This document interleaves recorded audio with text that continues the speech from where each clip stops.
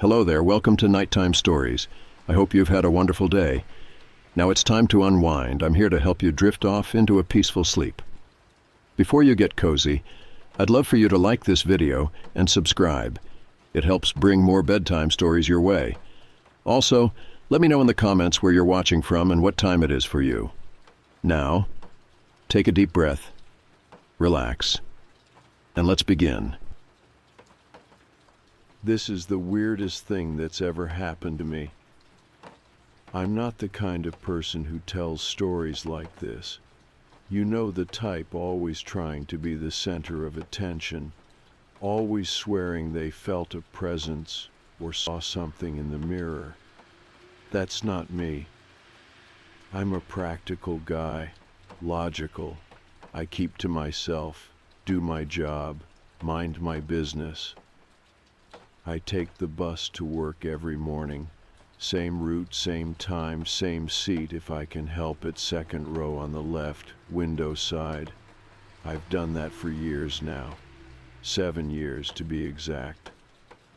Ever since I moved to this part of town, I work in tech support at an office that feels like it was frozen in 2009.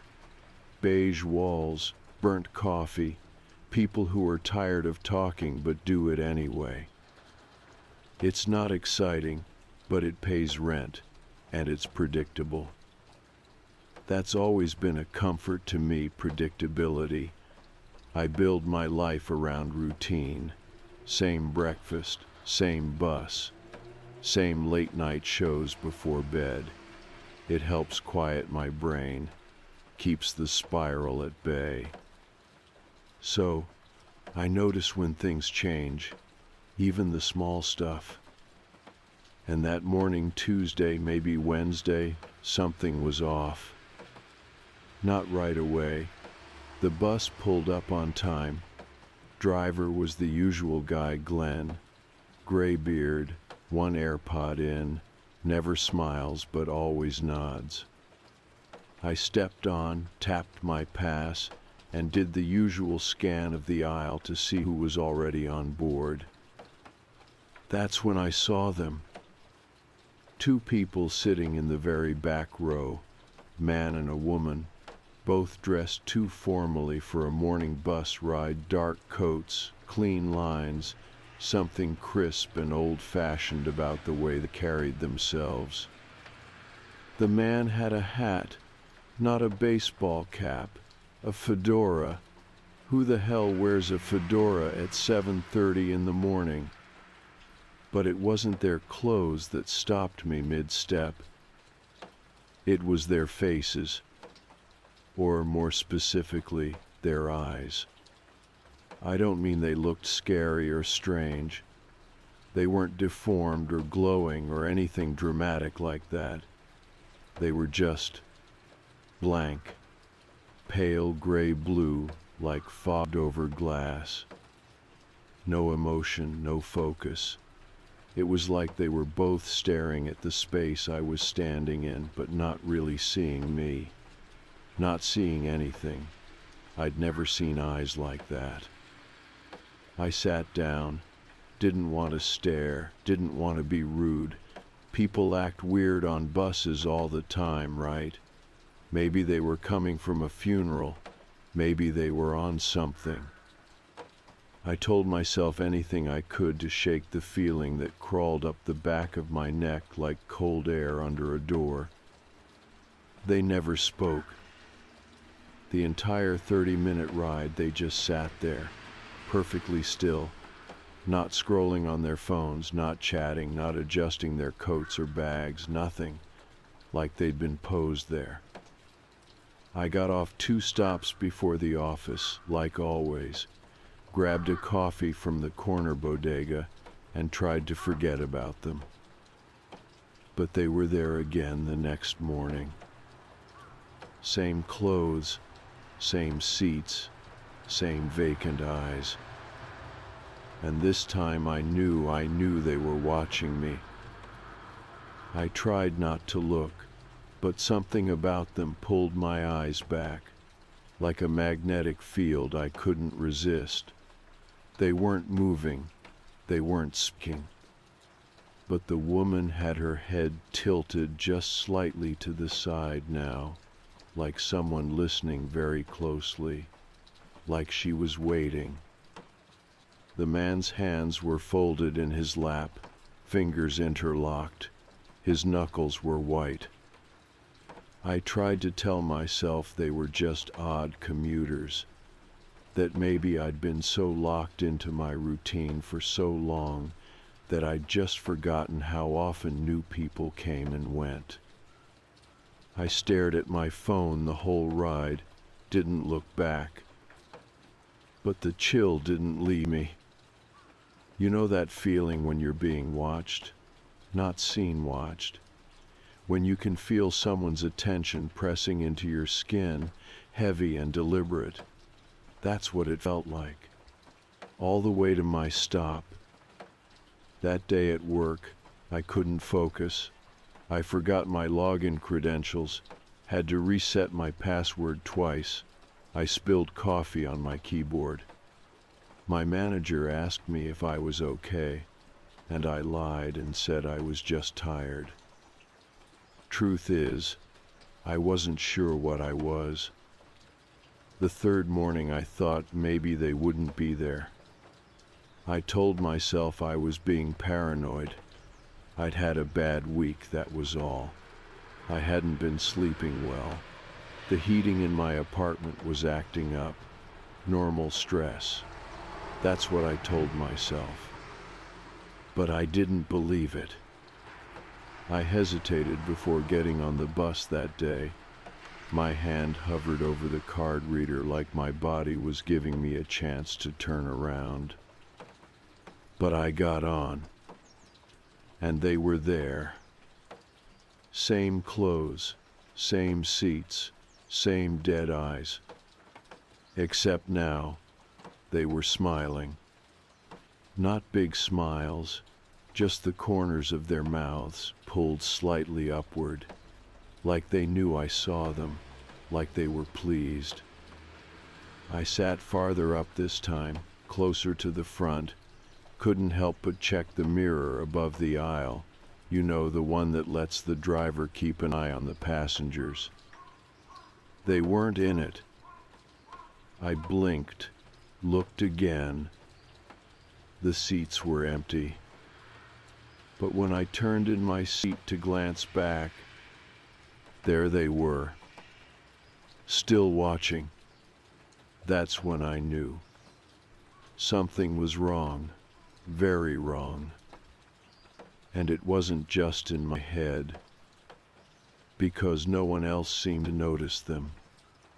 Not Glenn, not the high school kids who usually sat in the back row, not the old woman who always wore purple and complained about the cold. The strangers were taking up space, my space, but no one acknowledged them. I wanted to ask Glenn. I wanted to say, "Hey, did you see those two in the back?" But the words felt stupid even before they reached my mouth. What was I supposed to say? "There are ghosts on your bus. Two strangers are haunting my commute." Number. I stayed quiet. But I knew this wasn't just bad sleep or anxiety. They were there for me. And somehow I could feel it. They were waiting for something. I just didn't know what yet. I didn't sleep that night. Not because I was afraid they'd come to my door or anything like that. It wasn't that kind of fear. It was the kind that clings to the edges of your thoughts, making everything feel slightly off. Like the floor is tilted just enough to make you unsteady, but not enough to convince anyone else there's a problem.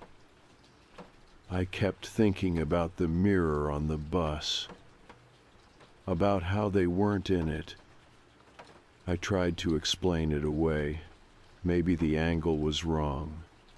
Maybe the overhead light was reflecting weirdly. But I knew, You know when something's real, even if logic hasn't caught up yet. That's the part that makes it hard to talk about, when you can't prove anything but your gut is screaming.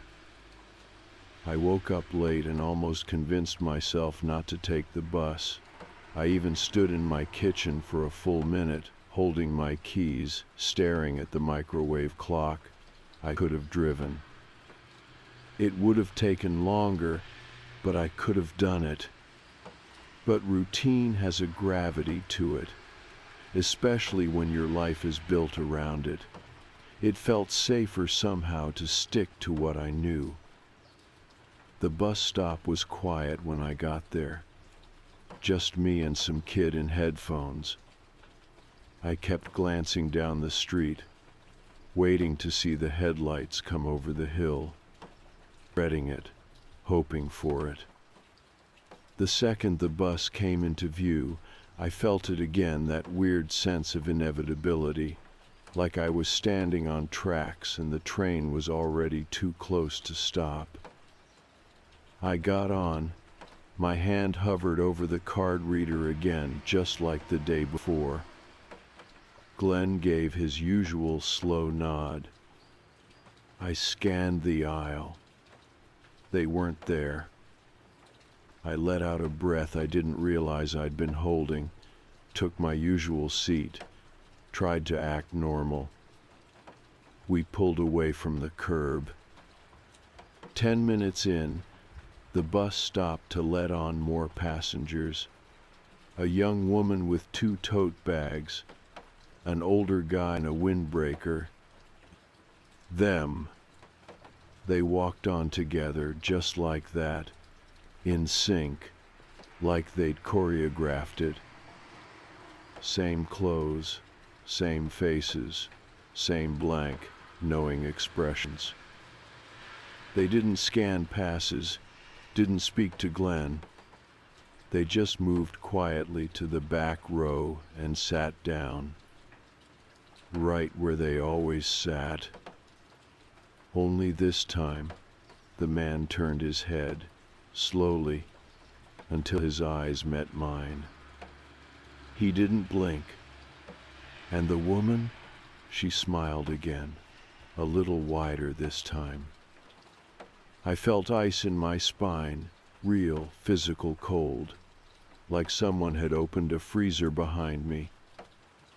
I turned away fast, almost too fast, kept my eyes on the window for the rest of the ride, even though I couldn't focus on anything I saw, just blur.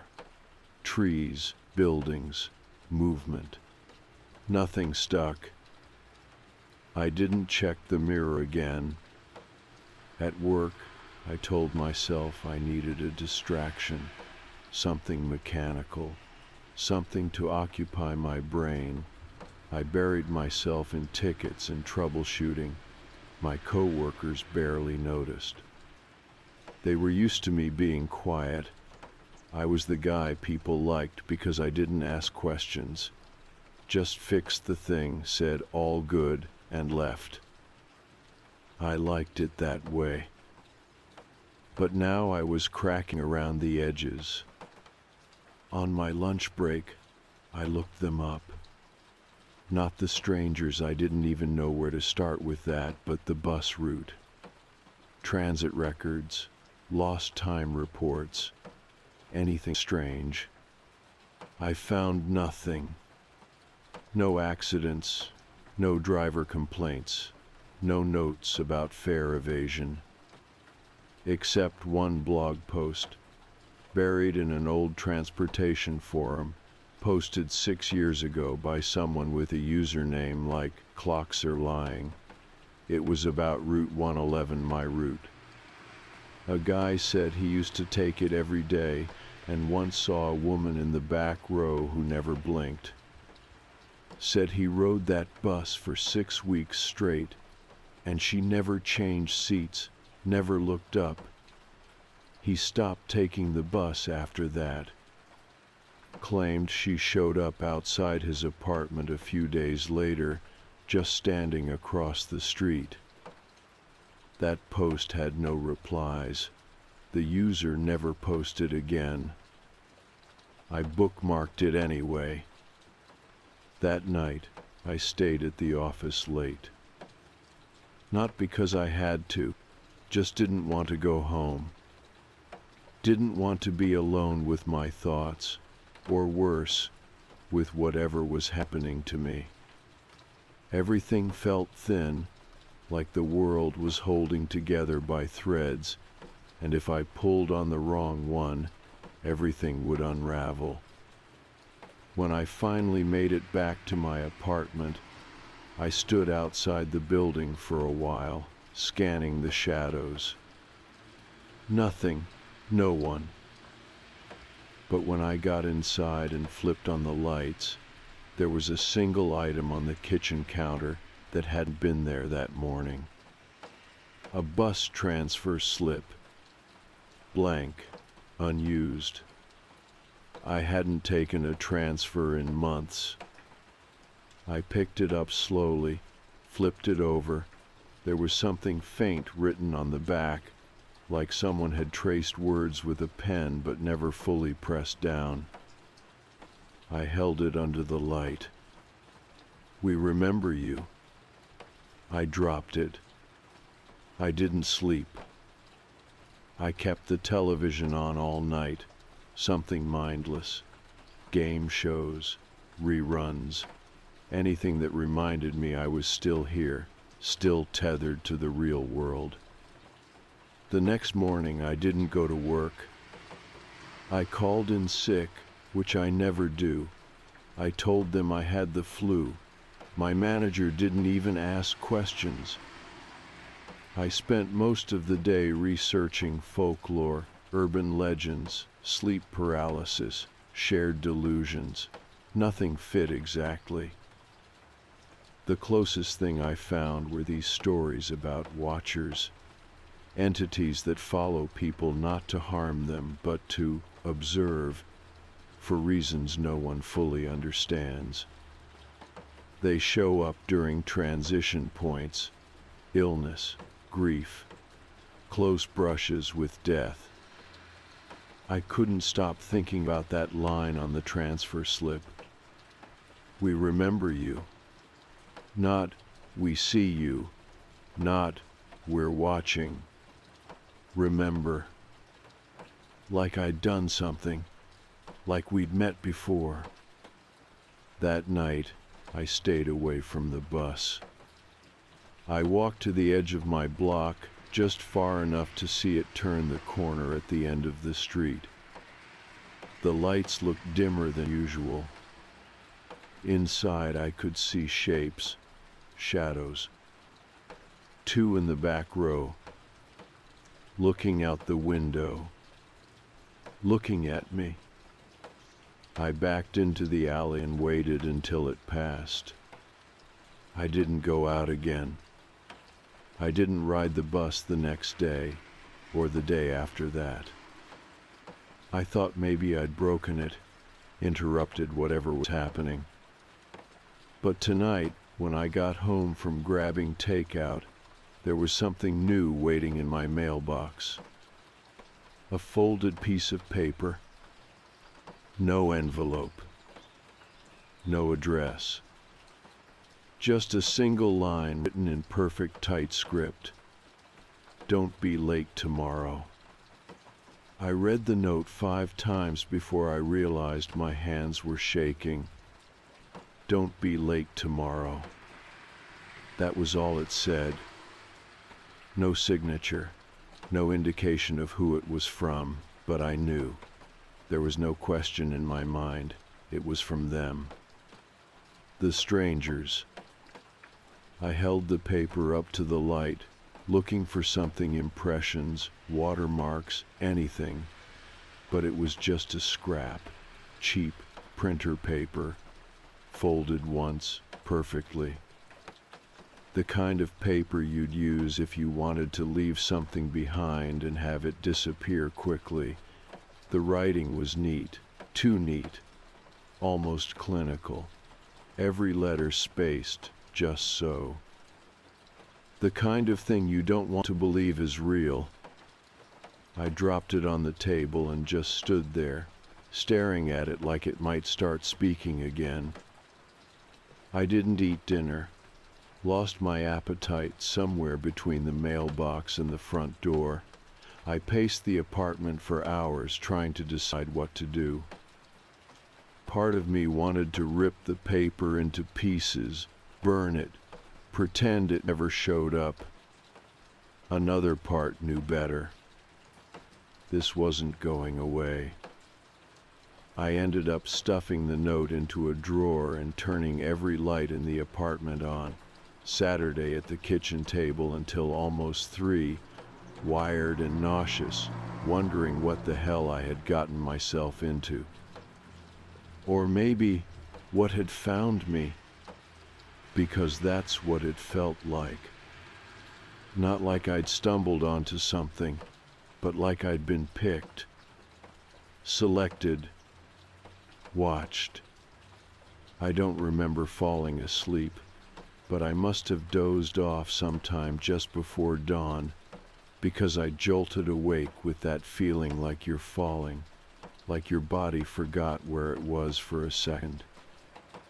I looked around, lights still on, my neck stiff from the chair, the paper still sitting in the drawer, humming like a warning in my brain. I got ready for work like I was on autopilot. Showered, dressed, poured coffee I didn't drink. I walked to the stop because I couldn't not walk to the stop. I can't explain it. It was like I didn't have a choice anymore. Like the note had planted something in my spine, and now I was just following a script I didn't write. The bus was already there when I turned the corner. Waiting. Same route, same number, same everything. Except it felt different now, heavier. Glenn gave me the usual nod when I boarded. I looked at him harder this time, tried to see if he noticed anything weird, any flicker of acknowledgement, but he was just Glenn. Slightly annoyed expression, always somewhere else in his head. I scanned my pass, made myself walk forward, and of course they were there. Back row, perfect posture, same clothes, same expressions, like nothing had changed. But something had. Because this time, I didn't look away. I stared at them for a full 3 seconds as I passed. The man's lips twitched upward, barely. And the woman? She blinked. The first time I'd seen her blink. I sat down closer to the back than usual, not all the way, but far enough that I could hear them if they said anything, far enough that I could pretend I had control over how this played out. I lasted about 10 minutes before I looked again. Still there, still watching. But the weirdest part, nobody else reacted. No one even looked up. The usual guy who played Sudoku, the woman with the green travel mug, the teen with the half-zipped hoodie. Not one of them noticed. It was like the strangers only existed for me. The rest of the ride blurred. Every time the bus hit a bump, I jumped. Every time the brakes squealed, my stomach twisted. It felt like I was riding towards something, not away from it. 2 stops before mine, something happened. The woman stood up. She didn't say anything. She just stood. And the man followed. They moved in perfect unison, like they were part of some old ballroom routine, gliding down the aisle as the bus pulled to a stop. But they didn't get off. They stopped right next to me. I felt every hair on my body stand up. I didn't look at them, but I could feel the air change the way it gets just before a thunderstorm breaks. Heavy, electric, off. Then softly, I heard her voice. "You've kept us waiting a long time." I turned my head slowly, too slowly, like I was underwater. She was looking right at me. Her eyes weren't blank now. They were knowing, cold and endless, like still water that runs deep enough to drown in. I opened my mouth, but nothing came out. "We were told you wouldn't notice us," she said, "that you weren't ready." The man didn't speak, just watched. "Ready for what?" I finally managed to whisper. The woman tilted her head, and the smallest frown pulled at the corners of her mouth. "To understand," she said. And then she walked past me, just like that. The man followed. They got off at the next stop. The doors hissed shut behind them. I sat frozen, unsure if I should follow, scream, run, do anything. Glenn looked at me in the rearview mirror. First time he'd really looked at me in years of riding this bus. "You all right back there?" he asked. I nodded. Lied. Of course I wasn't all right. I got off at my usual stop, but I didn't go into work. I walked around for hours just trying to feel my feet on the ground, trying to remind myself I was still real, still here. But I kept seeing their faces every time I blinked.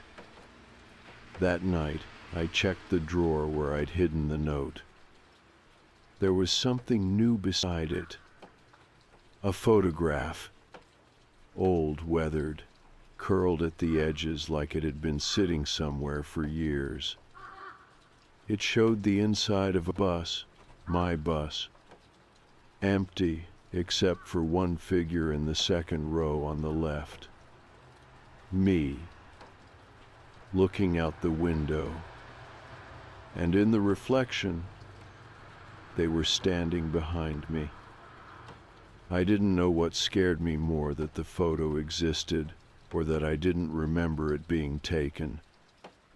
I turned it over, hoping for something, a date, a mark, anything that could explain how it ended up in my drawer. But it was blank, just aged cardboard, yellowing at the edges. It felt real. Heavy, textured. I ran my thumb across the image, half expecting it to smudge, to vanish like a dream when you try to write it down. It didn't. There I was in the second row, staring out the window with that same blank face I must wear every morning, and behind me, clear as day in the glass, stood the strangers. The man slightly behind the woman, both facing me, not smiling, just watching. I sat on the edge of the bed, holding the photo, feeling something strange start to bloom in my chest, not panic, not even dread anymore. Just this growing certainty that I wasn't driving the car anymore. That I hadn't been for a while. I didn't sleep. Again. When the sun finally started to break through the blinds, I found myself still holding the photograph, still thinking, still sitting in the same spot. Like time had frozen around me, and I was the only thing left to feel it tick by. I made coffee I didn't drink, looked at my phone, but I hadn't missed any calls, no messages. No one had noticed I'd been skipping work, or if they had, no one cared enough to reach out. I wasn't surprised. It's strange, how quickly you can disappear from your own life without anyone blinking. I left the apartment around 10 and rode a different bus, Route 84. I didn't have anywhere to go. I just needed to move, to see if they would follow. I sat in the back, jacket zipped to my chin, eyes scanning the passengers one by one. All normal, tired people, phones, coffee cups, no suits, no blank stares, no perfect postures. I rode for an hour, got off in a neighborhood I'd never been to, walked 6 blocks just to feel the wind in my face, to feel like I still had a body. And for a while, I did feel better. Then I saw it. Another note. This one was taped to a lamppost at the end of the block. Just a scrap of paper, folded once, pinned under clear tape. "You're drifting." That's all it said. No name, no context, just those 2 words. I left it there, walked away fast, too fast probably, like someone running from an accusation they know is true. That afternoon, I tried calling my sister. We don't talk often, but she's the closest thing I have to family. I thought maybe hearing a familiar voice would anchor me. She answered on the second ring. "Hey," I said, my throat dry. "It's me." A pause. "Okay?" "Do you remember when I moved into this place?" I asked, cutting right to it. "You helped me carry the boxes, the day it rained." She was quiet for a second. "I've never been to your apartment." My stomach turned. "What are you talking about? You helped me put together the kitchen table." "I haven't seen you in months," she said. "Are you okay?" My mouth opened, but I didn't have anything to say. Nothing that wouldn't sound insane. "Maybe you should take a break," she added gently. "Get some rest. Talk to someone." "I'm talking to you," I said, more bitterly than I meant to. She sighed. "I mean a professional, Nate." I hung up. I didn't want her voice in my head after that. I didn't want her doubt mixed in with mine. I knew what I'd lived. I knew she had stood in my kitchen, laughed when I dropped a box of mugs. I remembered the thunder outside, the smell of wet cardboard, the takeout we ordered that night. I remembered it. But maybe no one else did. That's what they meant by drifting, wasn't it? The thought sat with me the rest of the day. I didn't go home.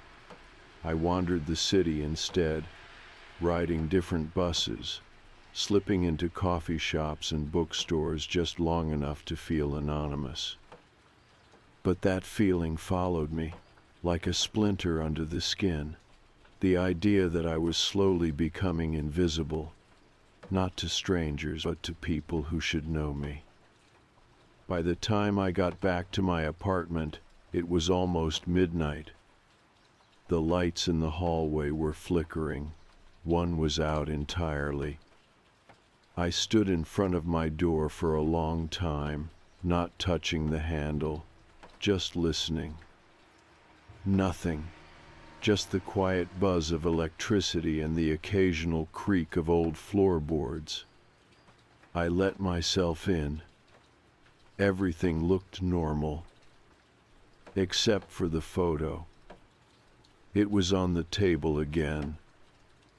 Same image. But now, there was a second version of me in the reflection, standing next to the first one. And in this one, the strangers weren't looking at me anymore. they were looking at him. I stared at it, breath caught in my throat, heart thudding like I'd just run a mile. My hands trembled as I picked it up, turned it over. Same blank back. I sat down, photo in my lap, and whispered into the quiet room, "What do you want from me?" I didn't expect an answer, but I got one. A voice, clear, calm, low-spoken just behind my ear, but impossible to place. "You already know." I turned. Nothing, just my apartment, just the lamp on, the hum of the fridge. But I wasn't alone. I didn't sleep that night either. How could I? Somewhere out there, or maybe not out there anymore, were two people who had followed me for years, unnoticed, silent. And now, they were telling me the clock was winding down. I didn't know what it meant yet, but I believed them. For the first time, I truly believed them. And I think that was the moment things really started to change. I stopped taking the bus. I told myself that was the smart thing to do, that if they couldn't reach me there, maybe they'd forget. Maybe whatever this was would lose momentum. Maybe it was like gravity, it only pulled if I stayed in orbit. So I walked. Miles, in the cold, through alleys, along cracked sidewalks, through neighborhoods I'd never noticed before, even though I'd passed them 100 times. I told work I needed time off, and to my surprise, they didn't ask questions, just told me to feel better soon. Feel better. Like this was something a nap and vitamin D could fix. I wasn't sleeping, not really. I'd nod off for minutes at a time, then jolt awake convinced someone was in the room with me. The kind of sleep where you never really let go, where your body stays tense, like it knows something you don't. I started hearing them even when I was awake. Not words, just movement, a shift in the air, like someone was always standing just behind the noise, the hum of the fridge, the rattle of pipes, that little creak the floor makes as it settles. But when I turned, nothing. And yet, not nothing. The mirror in my bathroom steamed up when I showered. That's normal. What's not normal is the message that showed up one morning. Not written with a finger, but emerging from the fog itself, like it was always there, just hidden until the glass revealed it. We never left. I stood there in a towel, dripping, staring at those words like they might blink first. The steam faded slowly, and so did the message, gone in under a minute. But it was enough. I started locking every window, leaving the lights on, putting salt across thresholds like I'd read in some old forum post, even though I didn't believe in any of it. I just needed to do something. Then came the photograph. A new one, slipped under my door during the night. Same bus, but this time the photo was blurry, motion smudged, and I wasn't in it. I stared at it for a long time, trying to find my shape, my seat, the second row, the usual place. Empty. Everyone else was clear. The man with the Sudoku, the woman with the green mug, Glenn, halfway turned in his seat. But not me. Like I'd been erased. That's when I started thinking about what the woman on the bus had said. We were told you weren't ready. Told by who? Ready for what? I kept turning those words over and over, like maybe if I said them enough they'd open up and tell me something new. And I couldn't stop thinking about the other version of me, the second figure in the bus window, the one in the updated photo, the one they were looking at instead of me. I started to wonder if maybe this had already happened. If maybe this wasn't the beginning, but the middle, or the end. If I'd missed something important a long time ago, and now it was circling back to collect. Late one night, when the silence felt heavier than usual, I pulled out my laptop and opened a blank document. I started writing everything down. Not because I thought anyone would believe me, but because I needed to pin it all to the ground, make it real, make it less likely that it was all just slipping through the cracks in my head. Halfway through, I looked up, and there was someone standing outside my window. Not at the window. Outside the building, on the sidewalk, 6 stories down. I couldn't make out a face, not clearly, but I could see the outline. Long coat, hat, still, too still, like someone waiting for a cue. I closed the laptop and backed away slowly. I didn't sleep that night either. The next day, I made a choice. I went back to the bus. I needed to know. It felt like walking into a memory you know you've tried to forget. Everything looked the same, but sharper. Colors felt too bright, the air too dry. I stepped on board. Glenn gave his usual nod. They were already there. Of course they were. Same back row, same posture, same silence. But this time, I didn't sit near the front. I walked straight down the aisle and sat across from them. They didn't speak. Not right away. Just watched. Finally, the man leaned forward, lacing his fingers together, and said quietly, "You remember more than we expected." I swallowed hard. My mouth was dry. "What are you?" The woman smiled, gently, not cruel, almost kind. Not what, when. I blinked. That doesn't make any sense. She nodded like she expected that response. You've seen pieces of it already. The reflections, the photos, the notes. The man added, "You thought they were warnings. Aren't they?" The woman shook her head. "They're reminders." I felt my stomach drop. Reminders of what? The bus slowed. A stop I didn't recognize. No one got on, no one got off. The man spoke again. "You died once already, years ago, but it didn't stick." "What?" "You weren't ready," the woman said softly, "but you are now." The bus pulled away from the curb, and something shifted. It wasn't loud, it wasn't violent, but everything felt lighter, as if the whole world had just let out a breath I didn't know it was holding. I looked out the window. Nothing was familiar anymore.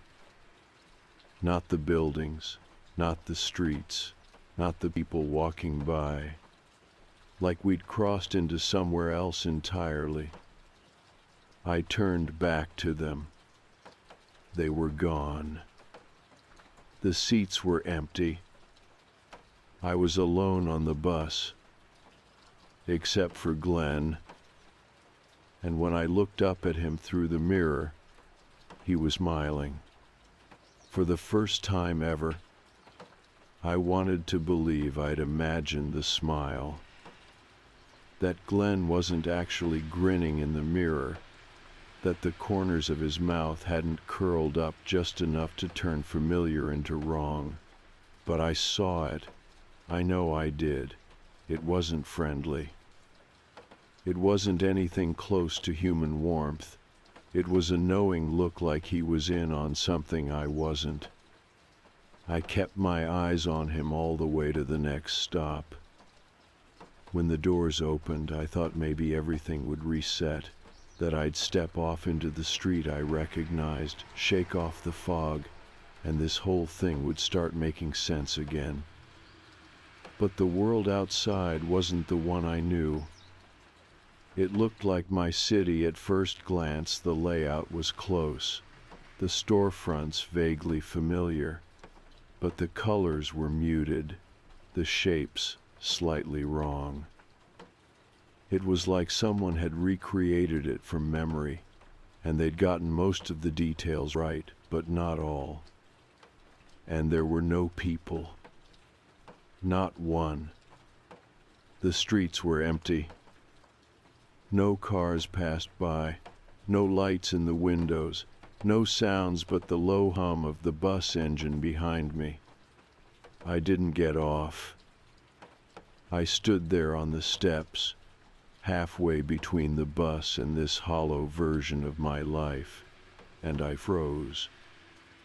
Something deep in me, something older than logic, told me that if I stepped into that silence, I wouldn't come back. So I stayed on. Glenn didn't say a word. He closed the doors and kept driving. I don't know how long we drove. It felt like time was unraveling, like minutes stopped meaning anything. Eventually, I worked up the nerve to speak. "What is this place?" Glenn didn't answer. Not right away. Then, without taking his eyes off the road, he said, "You should have paid attention sooner." His voice was different. Not in pitch, in tone, detached, like he wasn't really in control of it. I sat back down, heart racing, hands clenched. I thought about everything that had happened up to now, the notes, the photos, the whispers, the reflection of a version of me that shouldn't exist. And that word, reminders. Of what? That I'm dead?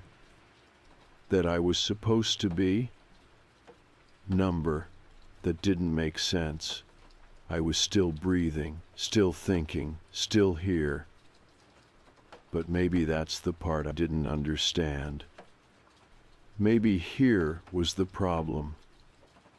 I stood and walked toward Glenn slowly, bracing myself against the seats as the bus rocked beneath me. "What am I supposed to do?" I asked him. "Why me?" He didn't look at me. "You stepped off the path." "What does that mean?" "You were given more time," he said, "but you didn't use it." My throat tightened. More time for what? To remember. I stared at him, searching his profile for any hint of the man I used to see every morning. The quiet driver with one AirPod and a permanent frown. But that person wasn't behind the wheel now. Something else was. The bus turned onto a narrow road I'd never seen before. Tall trees flanked either side, leaning in close like they were eavesdropping. The branches scraped the windows, slow and deliberate, like fingers dragging along the glass. I looked down the aisle. The back row was no longer empty. The strangers were there again. But this time, They weren't looking at me. They were looking at someone else. Me. The other me. The one I'd seen in the photograph. Same coat, same shoes, same tired eyes. He didn't move, didn't blink, just sat perfectly still in my usual seat, second row, left side by the window. And when he turned, slowly, to face me, I didn't see shock or confusion in his expression. I saw disappointment, like he'd expected more from me. I stumbled backward, grabbing onto the handrail. "What is this?" I said. "What the hell is going on?" The woman stood first. Her movements were fluid, effortless. The man followed. They walked down the aisle without a sound. The other me stood as they reached his seat. He stepped aside for them, and they passed right through him, not like ghosts, like mist parting around a stone. Then they turned to me. The woman spoke. "You've seen all the signs, heard all the warnings. We can't follow you forever." The man added, "We've kept your seat open." I shook my head. "I didn't ask for this. I didn't." "You stayed," the woman said gently. "That was your answer." My legs felt weak. I dropped into the nearest seat, trying to breathe, trying to anchor myself in the feeling of the fabric under my palms, the slight rattle of the window, the faint smell of oil and old vinyl. "You still think this is about punishment?" she said. "It's not?" I asked, my voice small. "It's about resolution," the man said. "For what?" "For what you did," the woman replied, "and for what you refused to do after." I searched their faces for meaning, for memory, for anything I could latch onto, but there was nothing, just the heavy sense that the truth was there, inches away, but I didn't want to look directly at it. And that's when I remembered something, a moment I hadn't thought about in years. The intersection near 8th and Logan. The red light. The phone buzzing in the passenger seat. And the shadow that darted out into the road just as I looked down. The screech of tires. The silence afterward. The police said it wasn't my fault. No witnesses, no cameras. But I remembered now. The girl, 6, maybe 7, a red jacket, running after something, maybe a dog, maybe nothing. I never found out. I left. I didn't stop. I told myself I imagined it, that I'd braked in time, but I didn't check. I just drove. The strangers watched me quietly as it all came back, one sickening detail at a time. "You were supposed to face it," the man said.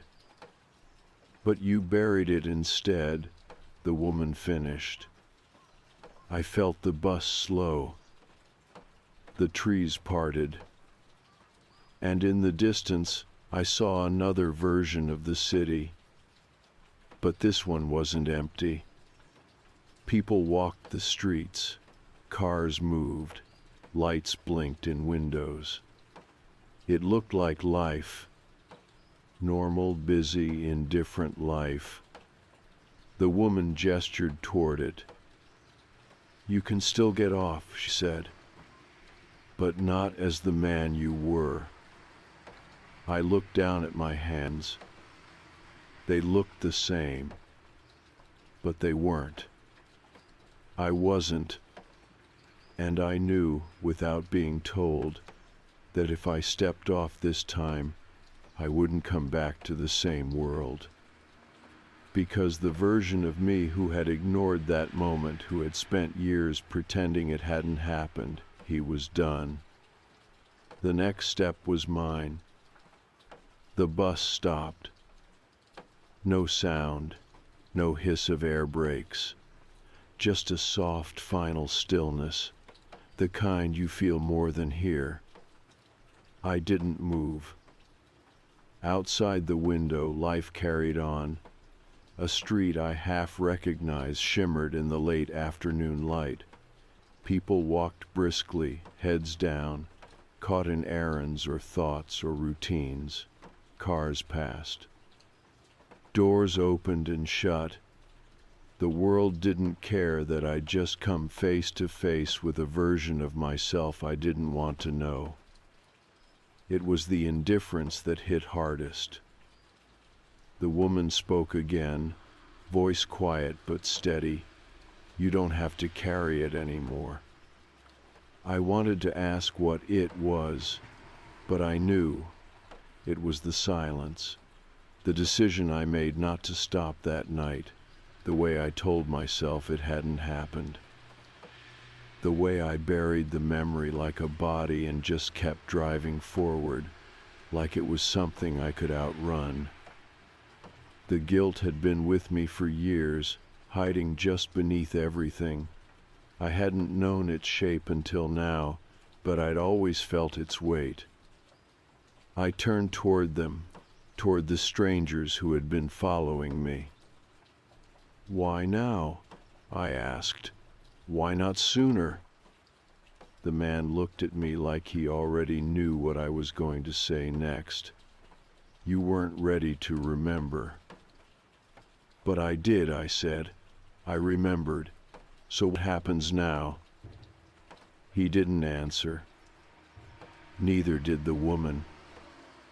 The seat across from me, the one where the other me had been, was empty now. Not just vacant, but wiped clean, like whoever had been there had never existed. I looked at the city again, through the window. It looked ordinary, comforting even, familiar but distant, like an old photograph of a place you used to love, but can't quite place anymore. I stood slowly. My legs were stiff, like I'd aged in that seat. I turned to Glenn, who hadn't moved since the last stop. His eyes were still on the road, even though there was nowhere left to go. "Is this it?" I asked. He didn't blink. "Up to you." I looked back once more at the strangers. They were still seated, side by side, hands folded neatly in their laps. "If I get off, what happens to you?" The woman tilted her head, almost kindly. "We follow the next one." "The next what?" "The next person who drifts." The bus went quiet again. I stepped toward the doors. They opened without a sound. I stood at the edge of the steps, one foot hovering in the space between then and now, between the self I'd been and whoever I might be after this. And I stepped down. The air outside was warm, soft, the sun low in the sky, casting long shadows that stretched like fingers across the pavement. No one looked at me, not one of the passers-by. I was just another body in motion, another shape among many. It felt grounding, comforting even. I turned, half expecting the bus to disappear the moment I looked away. But it didn't. It was still there. Same bus, same number, same faded paint and worn tires. But through the windows, it was empty. Glenn, the strangers, my seat. Gone. The bus pulled away, slow and smooth, and turned down a side street I didn't recognize. Then it was out of sight. I stood on the sidewalk for a long time, let the city move around me. Eventually, I started walking. No plan, no direction, just forward. The sounds of the world came back slowly, horns in the distance, a dog barking, a teenager laughing into a phone. Life. I turned a corner and saw something strange. A church I recognized, but it wasn't where it should be.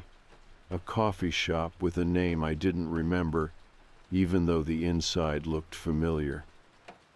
My feet led me to a street I swore I knew, but none of the street signs matched.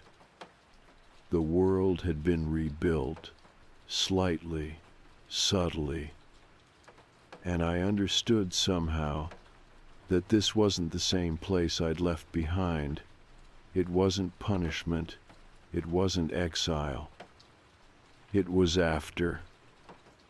Not heaven, not hell. Just another version. One where the weight had shifted. I passed a small park. A group of kids played tag near the swings. A woman pushed a stroller. A man on a bench flipped through a paperback. Everything looked so normal it hurt. I sat down on a nearby bench and let the feeling wash over me. And then I saw her. A little girl standing near the jungle gym. Red jacket. Black shoes. Same height. Same dark hair tied in 2 neat braids. She was holding a stuffed dog, dirty, well-loved, just like the one I'd seen bounce into the street all those years ago. My chest tightened. She looked at me. Not long, just a glance. Then she turned and ran to join the others. I closed my eyes. When I opened them, she was gone. That night, I went home, or what felt like home. The key still worked. My name was still on the mailbox, but the apartment inside was different, brighter. Like someone had opened a few windows and aired out the ghosts. The photos on the wall were new. I didn't remember taking them, but they were mine. The kitchen table, the one I swore I built with my sister's help, was still there. But when I opened the drawer, I found a note tucked neatly inside. Just one sentence, written in clean, narrow handwriting. You made it off the bus. I sat down, the note in my hand, and breathed deeply, fully.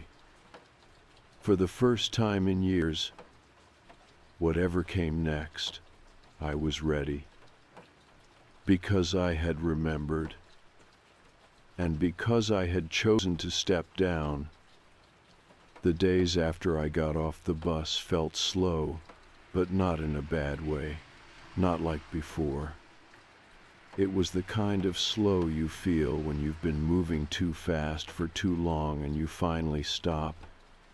Like your mind has to recalibrate to silence, like your body doesn't know what to do with peace.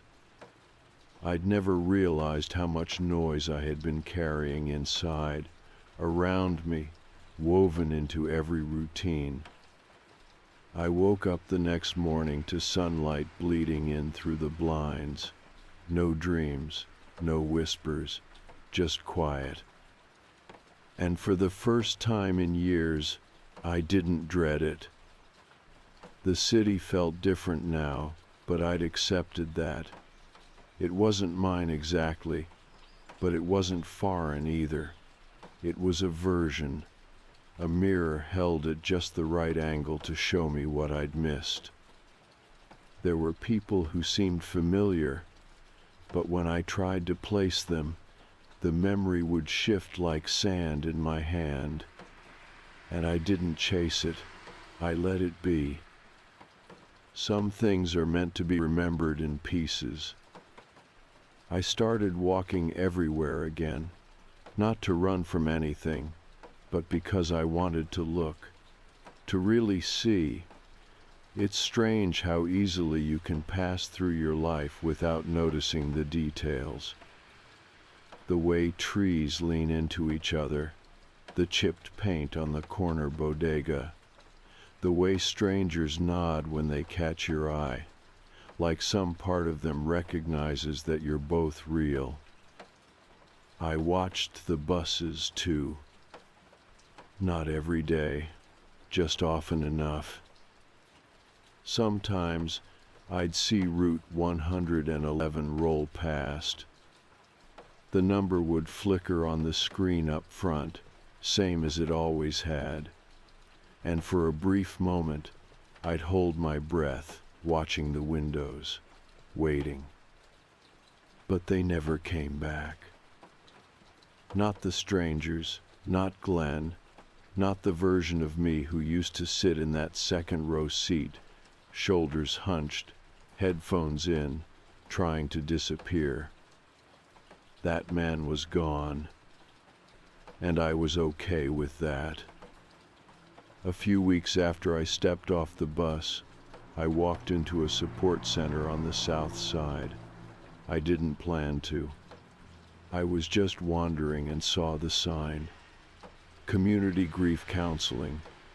Free walk-ins. I stood outside the door for a long time before I pushed it open.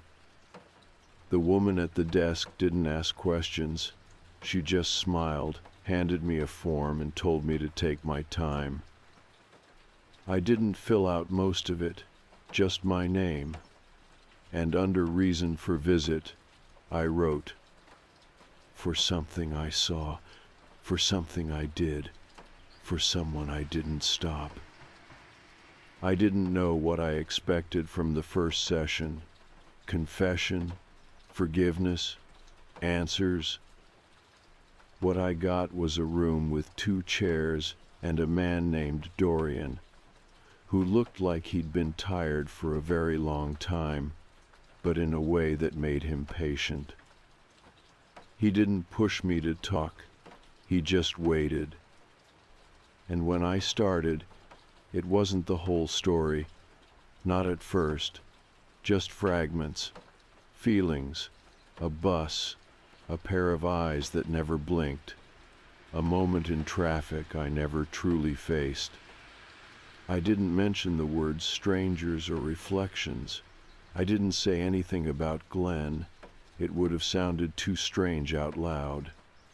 Too far from what people expect grief or guilt to look like. But Dorian listened anyway. And something about that made space in me. Slowly, session by session, I started filling in the blanks. I talked about the girl, how I didn't stop, how I let myself believe that if no one saw it, it hadn't happened. Dorian didn't call me a monster. He didn't pity me either. He just nodded, sometimes scribbled something on a notepad, but mostly he let me talk.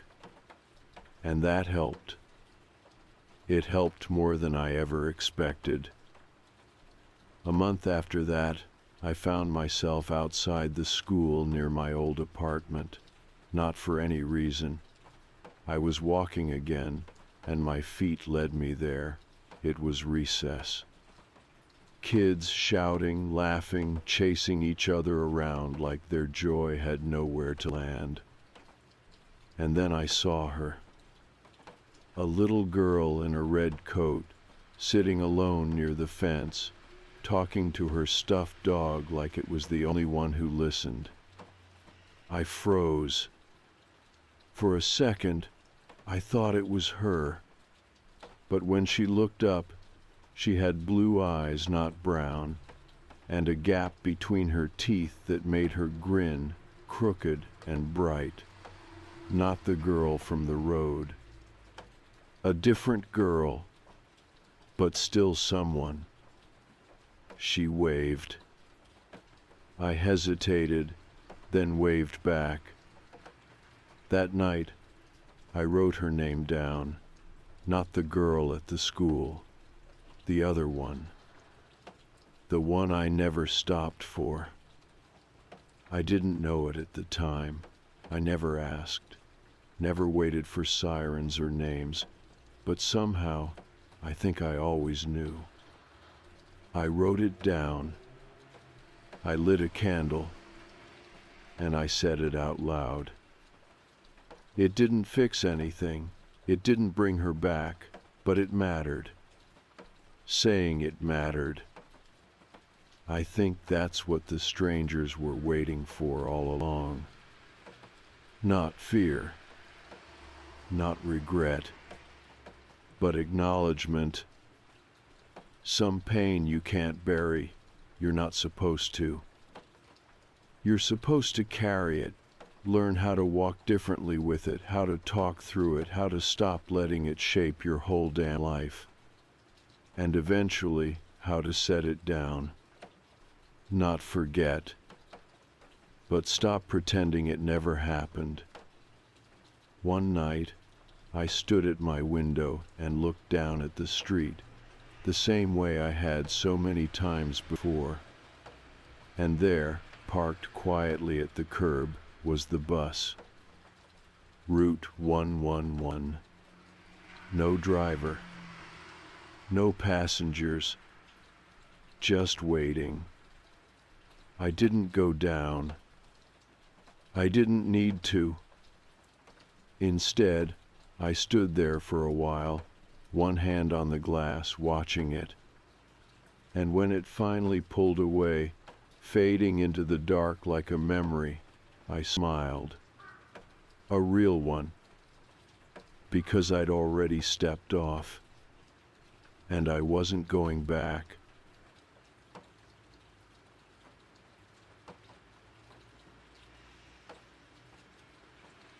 I have always been a man of precision. Some would call it obsessive, others ritualistic, but to me, it is simply the way things must be, a structure, a framework for living. If something disrupts that framework, I can feel it a crack in the foundation, a shift in the balance, and when things become unbalanced, so do I. Everything in my life has an order. I wake at 6:45 a.m. I shower for exactly 7 minutes. My breakfast is 1 slice of toast, buttered to the edges, 1 coffee, 2 sugars. I leave for work at 7:30 a.m. sharp, arrive at 8 a.m., take my seat in the office by 8:10 a.m. My day unfolds according to a meticulous schedule, one I have refined over years of repetition. This is how I function. My family understands this. They have learned to accommodate me. My wife, Laura, knows to prepare dinner at 6 p.m. so that I can eat at 6:15 p.m. exactly. My son, Ethan, knows not to linger in the doorway when he says goodbye in the morning, a quick nod, a closed door, and I am on my way. But my daughter, Hazel, she has always been my exception. Hazel is my pride, my joy, my world. She is 17, sharp as a blade, with her mother's dark eyes and my precise way of speaking. I have spent her entire life teaching her order, structure, discipline, but Hazel is effortlessly perfect. She doesn't need rules to thrive. She just understands. She knows how I like things, how things must be. Every day I pick her up from school at 3:45 p.m. She never makes me wait, never tests my patience, because Hazel knows. She knows how much I hate waiting. I wish I had told her how much I love her for that. It was a Wednesday. Wednesdays are the easiest day of the week midpoint. Predictable, balanced.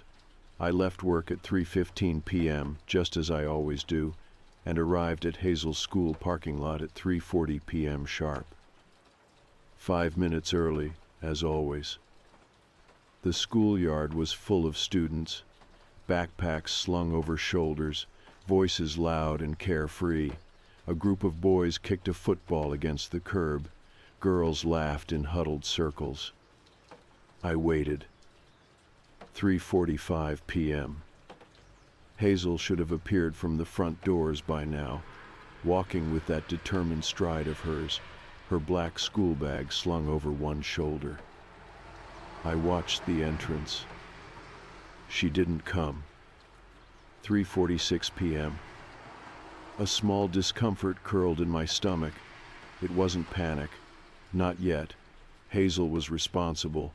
She was never late. 3:48 p.m. I tapped my fingers against the steering wheel. The football rolled past my car, and one of the boys sprinted after it, barely giving me a glance. 3:50 p.m. I pulled out my phone and called her. The ringtone played, once, twice. Then voicemail.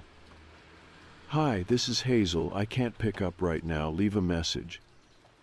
I frowned. Hazel always answered my calls. I called again. Again voicemail. Something wasn't right. By 4 p.m., the school parking lot was nearly empty. The football boys were gone. The groups of laughing girls had dispersed. A few stragglers still loitered near the gates, but Hazel wasn't one of them. I stepped out of the car. The air was cold. The sky had darkened with early winter clouds. A teacher walked past, her arms full of papers. I stopped her. "Excuse me," I said. My voice was calm even. "Have you seen Hazel Carter?" She blinked at me, clearly surprised. "Hazel? She didn't tell you?" Something inside me twisted. "Tell me what?" "She left early today," the teacher said. "She had a half day." I stared at her. My mind stuttered. That wasn't right. Hazel never left early without telling me. Hazel knew our routine. My breath quickened. What time did she leave? "Around noon, I think." The teacher frowned. She signed out at the office. I turned away before she could say anything else. I walked back to my car, my fingers tight around my phone. I checked my messages. Nothing. No missed calls, no texts. Nothing from Hazel. By 4:30 p.m., I was driving home. My mind was fighting against itself. Hazel was fine. She must be fine. She's probably home already. Maybe she'd forgotten to call. Maybe she had an appointment she didn't tell me about. But Hazel never forgets. The thought dug into me like a splinter. I turned onto our street, my eyes locking onto our house at the end of the cul-de-sac. The living room lights were on. I parked in the driveway and stepped out. The moment I opened the front door, Laura called from the kitchen. "Hey, did you—" She paused when she saw my face. "What's wrong?" I shut the door behind me. The house felt wrong. Too still, too quiet. I forced my voice to stay even. "Is Hazel home?" Laura blinked. "Number, isn't she with you?" Everything inside me stopped. "She left school early," I said slowly. "They said she signed out at noon." Laura's face changed. Her hands, damp from washing dishes, clenched at her sides. She didn't tell me that." A dull ringing filled my ears. I pulled out my phone and dialed Hazel again.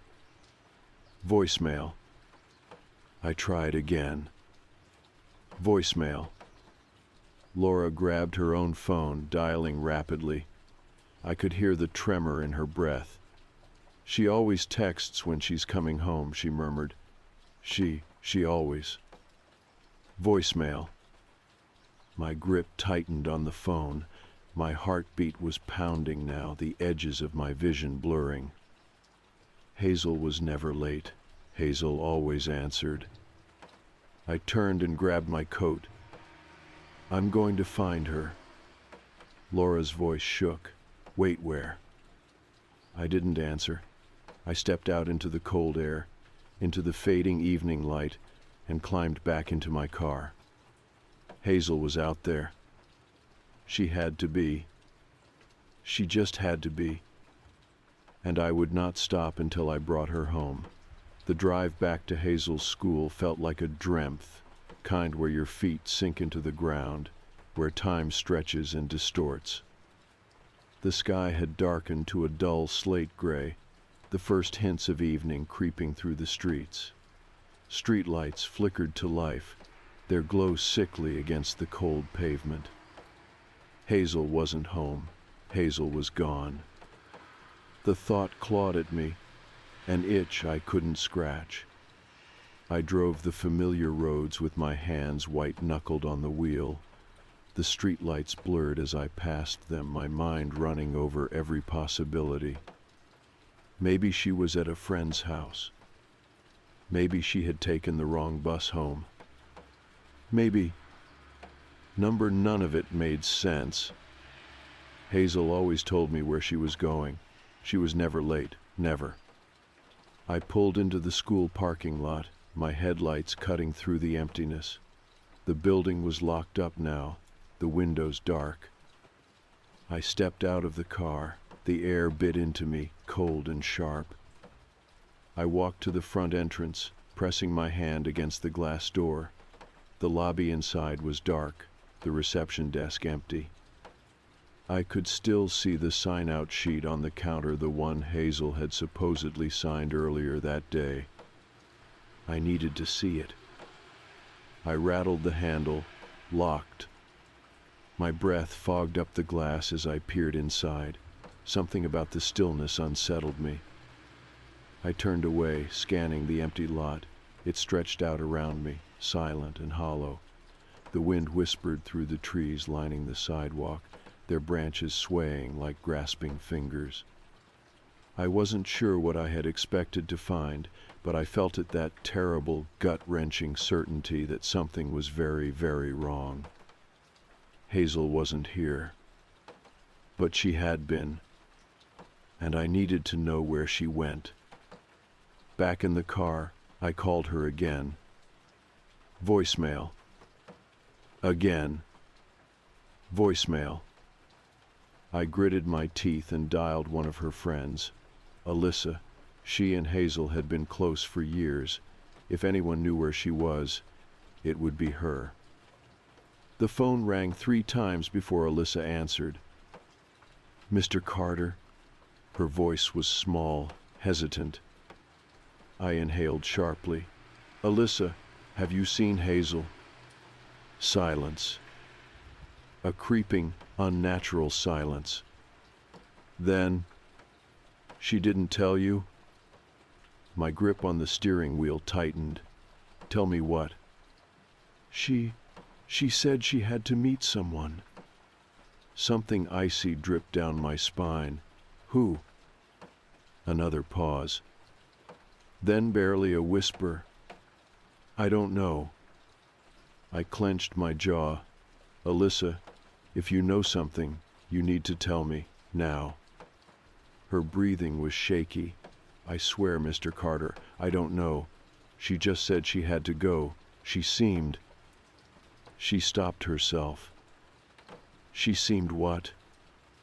Another pause. Different. My stomach twisted. What do you mean? She was acting weird, distant, like she wasn't really there. I swallowed hard. Hazel had always been sharp, focused. She never got caught up in nonsense. She wouldn't just leave without telling me. She wouldn't. Unless she wasn't herself. Unless someone had made her go. A cold, terrible realization settled in my bones. Someone had been waiting for her, and she had gone to meet them. By the time I made it home, Laura was pacing the living room, her arms wrapped around herself. She turned the second I stepped inside, her face drawn tight with worry. "Did you find her?" she asked. I shook my head. Laura's breath hitched. She ran a hand through her hair, her fingers trembling. "We need to call the police," she whispered. I exhaled slowly, my mind still racing. "The police won't do anything yet," I said. "She hasn't been gone long enough. They'll tell us to wait."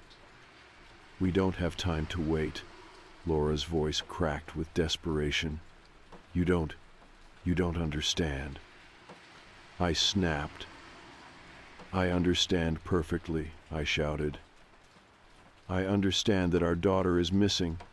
I understand that something is wrong, that she left with someone, and we don't know who. I understand that every second we waste is a second we might never get back." Laura stared at me, her chest rising and falling rapidly. I forced myself to breathe, to think. "We need to retrace her steps," I said, quieter now. "We need to figure out where she went." Laura nodded, swallowing hard. "Where do we start?" I hesitated. Then the answer came to me. Hazel's room. The second I stepped into her bedroom, I felt it. A wrongness. Like the air itself was stale, untouched, frozen in time.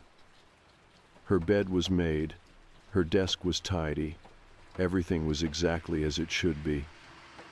And yet, it wasn't. I moved carefully, my eyes scanning the room. Laura stood in the doorway, her breath uneven. "What are we looking for?" I didn't answer, because I didn't know. I just knew that something was here. I checked her desk first, opened her notebooks, flipped through pages filled with neat, perfect handwriting. Normal. I checked her closet. Her shoes were lined up, untouched. Normal. I checked her bedside table. A book lay open, a half-empty water glass next to it. Normal. And then, a single piece of paper, folded neatly beneath her lamp. I picked it up, my pulse pounding. The paper was smooth, untouched, placed there deliberately. I unfolded it. 4 words were written inside, in Hazel's careful, controlled script. I had to go. A chill crawled up my spine. Laura read over my shoulder, her breath shuddering. "What does that mean?" she whispered. I clenched my jaw. "It means," I said, voice tight, "that someone told her to." And Hazel listened. Laura shook her head. Who? Who would she listen to? I didn't answer, because a part of me already knew. A part of me had always known. That night, I didn't sleep. I sat in Hazel's empty room, staring at the note, tracing the letters with my thumb. I had spent my whole life teaching Hazel order, structure, discipline. And now she had broken the pattern. She had walked into the unknown. And I had no idea if she was ever coming back. I didn't sleep during the night. Neither did Laura. We sat in the living room, the note clutched in my hands, the air thick with something I couldn't name. A weight, a presence, something that told me we were running out of time. At some point, Laura broke the silence. "We have to call the police." I barely heard her. My fingers were still tracing Hazel's handwriting over and over again. I had to go. The words haunted me. Go where? With who? Why? James. Laura's voice was sharper now, snapping me from my thoughts. "We have to call them," she repeated. "We can't wait any longer." I exhaled. "They won't do anything." "You don't know that." "I do." She shook her head, tears brimming in her eyes. "James, our daughter is missing. What else are we supposed to do?" I didn't have an answer. Laura stood, her breath shuddering. "I'm calling them." She walked to the kitchen, leaving me alone in the dim light of the living room. I should have followed her. I should have agreed, but my mind was somewhere else. I stared at the note again. Hazel's words, carefully written, deliberate. I had to go. Had to. As if she didn't have a choice. I swallowed hard. My hands trembled. Then my phone buzzed. My chest tightened. I grabbed it, my heart hammering against my ribs. Unknown caller. I stared at the screen. Then I answered. Static filled my ears. Not normal static, something deeper, heavier, a noise that felt like it was inside my skull, like it was pressing against my brain. And beneath it, a voice. "Dad." I stopped breathing. "Hazel?" The static shifted, grew louder. Beneath it, her voice so small. "Dad, A sharp crackling sound swallowed the words. I gripped the phone tighter, my knuckles white. "Hazel, where are you? Who are you with?" More static. Thena whisper. "It's not real." A chill crawled up my spine. "What's not real?" Silence. "Hazel, listen to me. Where are you?" For a moment, I thought I'd lost the connection. Then, "Dad." Her voice was clearer now, more desperate. "You have to let me go." My stomach dropped. "What?" A sharp click. The call ended. I shot up from the couch, my breath coming fast and ragged. "Laura!" She appeared in the doorway, phone still in hand. "What?" "She called me," I said. "Hazel, she called me." Laura's face went pale. "What did she say?" I swallowed hard. My mind was racing, replaying every word, every second of that call. "She said it's not real." Laura's mouth parted slightly. "What's not real?" I shook my head. "I don't know." I couldn't explain it, but something inside me, something deep, primal, was screaming that I had to find her. Now. And I knew exactly where to go. I drove. I didn't know where exactly, but my body did. It was instinct, muscle memory, something that felt like a dream I couldn't quite remember. Laura was beside me, gripping her phone, her breath shallow. I didn't speak, I just drove. And then I saw it. The road ahead was empty, no street lights, no houses, just a long, twisting stretch of darkness. But at the very end, a single building, an abandoned gas station. The sign was broken, the windows dark. It had been shut down for years. But the second I saw it, I knew. Hazel was here. I pulled into the lot, gravel crunching under the tires. The place was silent, too silent. I killed the engine. Laura grabbed my arm. "James." I opened the door. The cold night air hit me like a slap. I stepped out. And then, the lights inside flickered on. A dull, humming glow. I turned toward Laura. She was frozen, staring at the building. "She's inside," she whispered. I didn't question it. We both felt it. I started toward the entrance. The door creaked open at the lightest touch. The air inside was stale, thick with dust and something else, something that made my skin crawl. And then I saw her. Hazel. She was standing at the far end of the room, completely still, her dark eyes locked onto mine. My breath caught in my throat. I took a step forward. Hazel. She didn't move. She just stared. Like she wasn't really seeing me.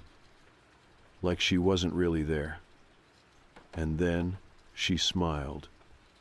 But it wasn't her smile. It was wrong. Too perfect, too cold. And suddenly I knew. This wasn't Hazel. This was something else. Laura's hand tightened around my wrist. "James," she whispered, "we have to go." I couldn't move. Hazel tilted her head slightly, her gaze piercing. And then she spoke. "You came back." A shiver ran down my spine.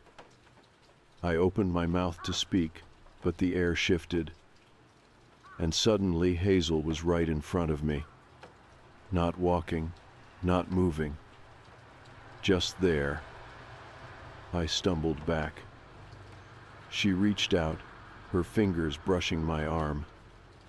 And for a moment, just a moment, I saw it. Flashes. Hazel, standing on the side of the road. A car screeching. Her body hitting the pavement. Blood pooling around her. My own hands covered in it. I staggered, my breath hitched. The truth slammed into me like a freight train. Hazel was never missing. Hazel was never taken. Hazel had died, and two had forgotten. The memories, the truth, had been buried, hidden. My mind had refused to accept it. But now, the illusion was breaking. I turned to Laura, my voice shaking. "We have to let her go." Laura's face twisted with grief. But she nodded. We turned. We walked out of that dead place. And behind us, the lights flickered out. When I looked back, Hazel was gone. We never spoke about that night. We never returned to that place. But some nights, I still see her. Not the illusion, not the thing that had been pretending. But Hazel, my Hazel, smiling at me from the passenger seat of the car, laughing at a joke I can't remember. And now, I let her stay as a memory. Not as a ghost. Not as something unfinished. Just as my daughter, as she always was. And finally, I let her rest.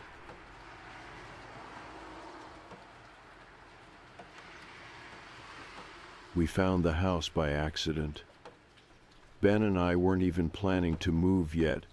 We were just browsing listings, the way people window shop for lives they don't actually expect to live. But there it was, sitting quietly between overpriced condos and run-down foreclosures. A two-story farmhouse with wide windows, a wraparound porch, and a ridiculous amount of charm for the price. I remember turning the screen toward him and saying, "There has to be something wrong with it." There wasn't, not officially. No water damage, no foundation issues. The roof had been replaced 5 years ago, and the wiring was old but functional. The seller was vague, a distant relative of the former owner, who'd apparently passed away a year earlier and left the place sitting empty. The family just wanted to be rid of it. We drove out the next weekend with the kids.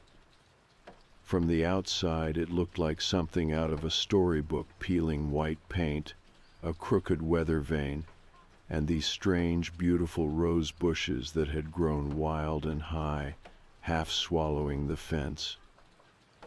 I remember thinking how quiet it was, not in a peaceful way exactly, just still, like the place had been waiting. We moved in a month later. Ben went back to working remotely. I stayed home to unpack, wrangle the kids, and try to make sense of the layout. The house was big, way bigger than our old place, and filled with odd nooks and narrow closets that didn't seem to go anywhere. There was a locked door in the upstairs hallway that we figured was a linen cupboard or old crawl space. It didn't open, and the key was long gone. We let it be. Then I found the room. It wasn't hidden or anything. It was at the end of the upstairs hall, just past the kids' bedroom. The door had been closed when we moved in, and somehow we'd managed not to open it during the first few days. It looked like a storage room, maybe an office, dark wood paneling, faded carpet, a low window that faced the overgrown backyard. And dolls. Dozens of them. Not in boxes, not forgotten in a trunk, displayed, arranged carefully along 3 short shelves that curved around the room like a little stage. All different types, porcelain, cloth, plastic. Some were tiny, barely the size of my palm. Others sat upright like small children, legs dangling over the edge of the shelf. Most wore dresses. A few were barefoot. I remember standing there longer than I meant to, hands still resting on the doorknob, eyes slowly moving from one doll to the next. They weren't smiling, not exactly. Some had neutral expressions, some looked almost bored.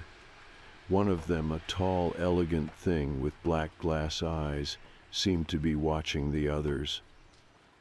I closed the door.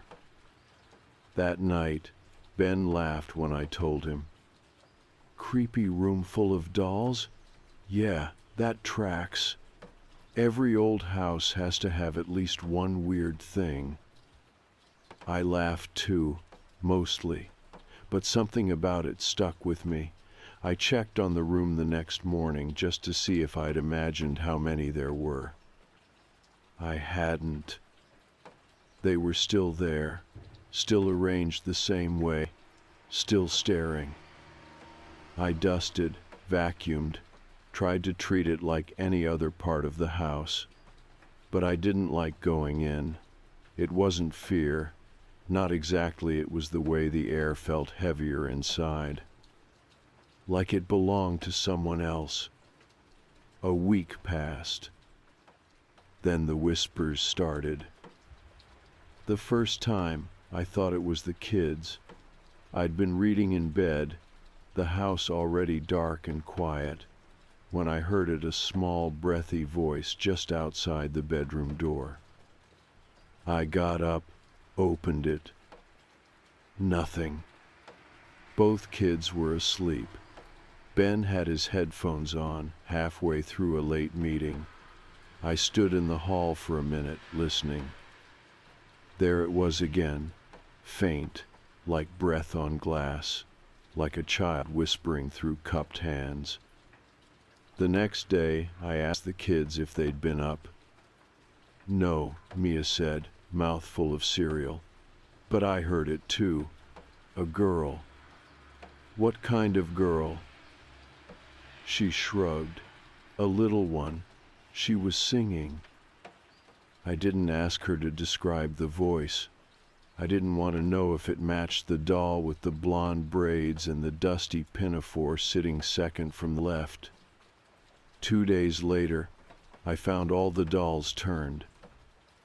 It was early morning, and I had gone into the room to grab a box of books we hadn't unpacked yet. As soon as I opened the door, I stopped. They were all facing the window. Not the shelf, not the room. The window. Dozens of small backs, heads slightly tilted. I asked Ben if he'd moved them. He frowned like I was wasting his time. Why would I touch them? I turned them back myself, one by one. It felt stupid, but I couldn't leave them like that. I told myself it was gravity or vibrations from the old floorboards. Something logical. Something dull. They were turned again the next morning. I didn't tell Ben. Instead, I started closing the door every time I passed that end of the hallway. But it didn't matter. The sound followed. The whispers came every night now. Sometimes I heard laughter quick and sharp, like something was amused by me. Sometimes it was words I couldn't quite make out, and sometimes it was singing. That was the worst part. The songs were tuneless, wandering little things that drifted through the vents like wind. I'd wake up to them stuck in my head. I started sleeping with the lamp on. Then Mia told me one of the dolls spoke to her. She said it like it was nothing, like she was telling me what happened at recess. She said not to be scared, that she used to live here too. I felt my chest tighten. Which one? Mia pointed. The one in the yellow dress. The one I had started calling the Watcher. I didn't sleep much after that. Not because of what Mia said, but because I knew she was telling the truth. After Mia told me the doll had spoken to her, I tried not to react. I just nodded, said something like, "Oh, that's interesting," and kept my voice light. I didn't want to scare her. At least, that's what I told myself. The truth was, I didn't know how to process it. She didn't say it like she was joking, and she wasn't trying to get attention. She just mentioned it in passing, like the doll talking to her was the most normal thing in the world. Like it was something that happened all the time. That night, I went into the doll room by myself. It had become a kind of ritual. I'd open the door slowly, expecting to see them turned or rearranged, and they always were. This time it was the doll in the yellow dress. The one Mia pointed to. She was no longer on the second shelf with the others. She was sitting on the windowsill now, hands resting on her lap, eyes fixed on the yard. I stood there for a long time, just staring at her. I didn't move her. I just closed the door again and backed away.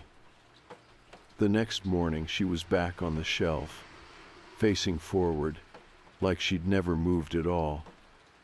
Ben still hadn't heard anything.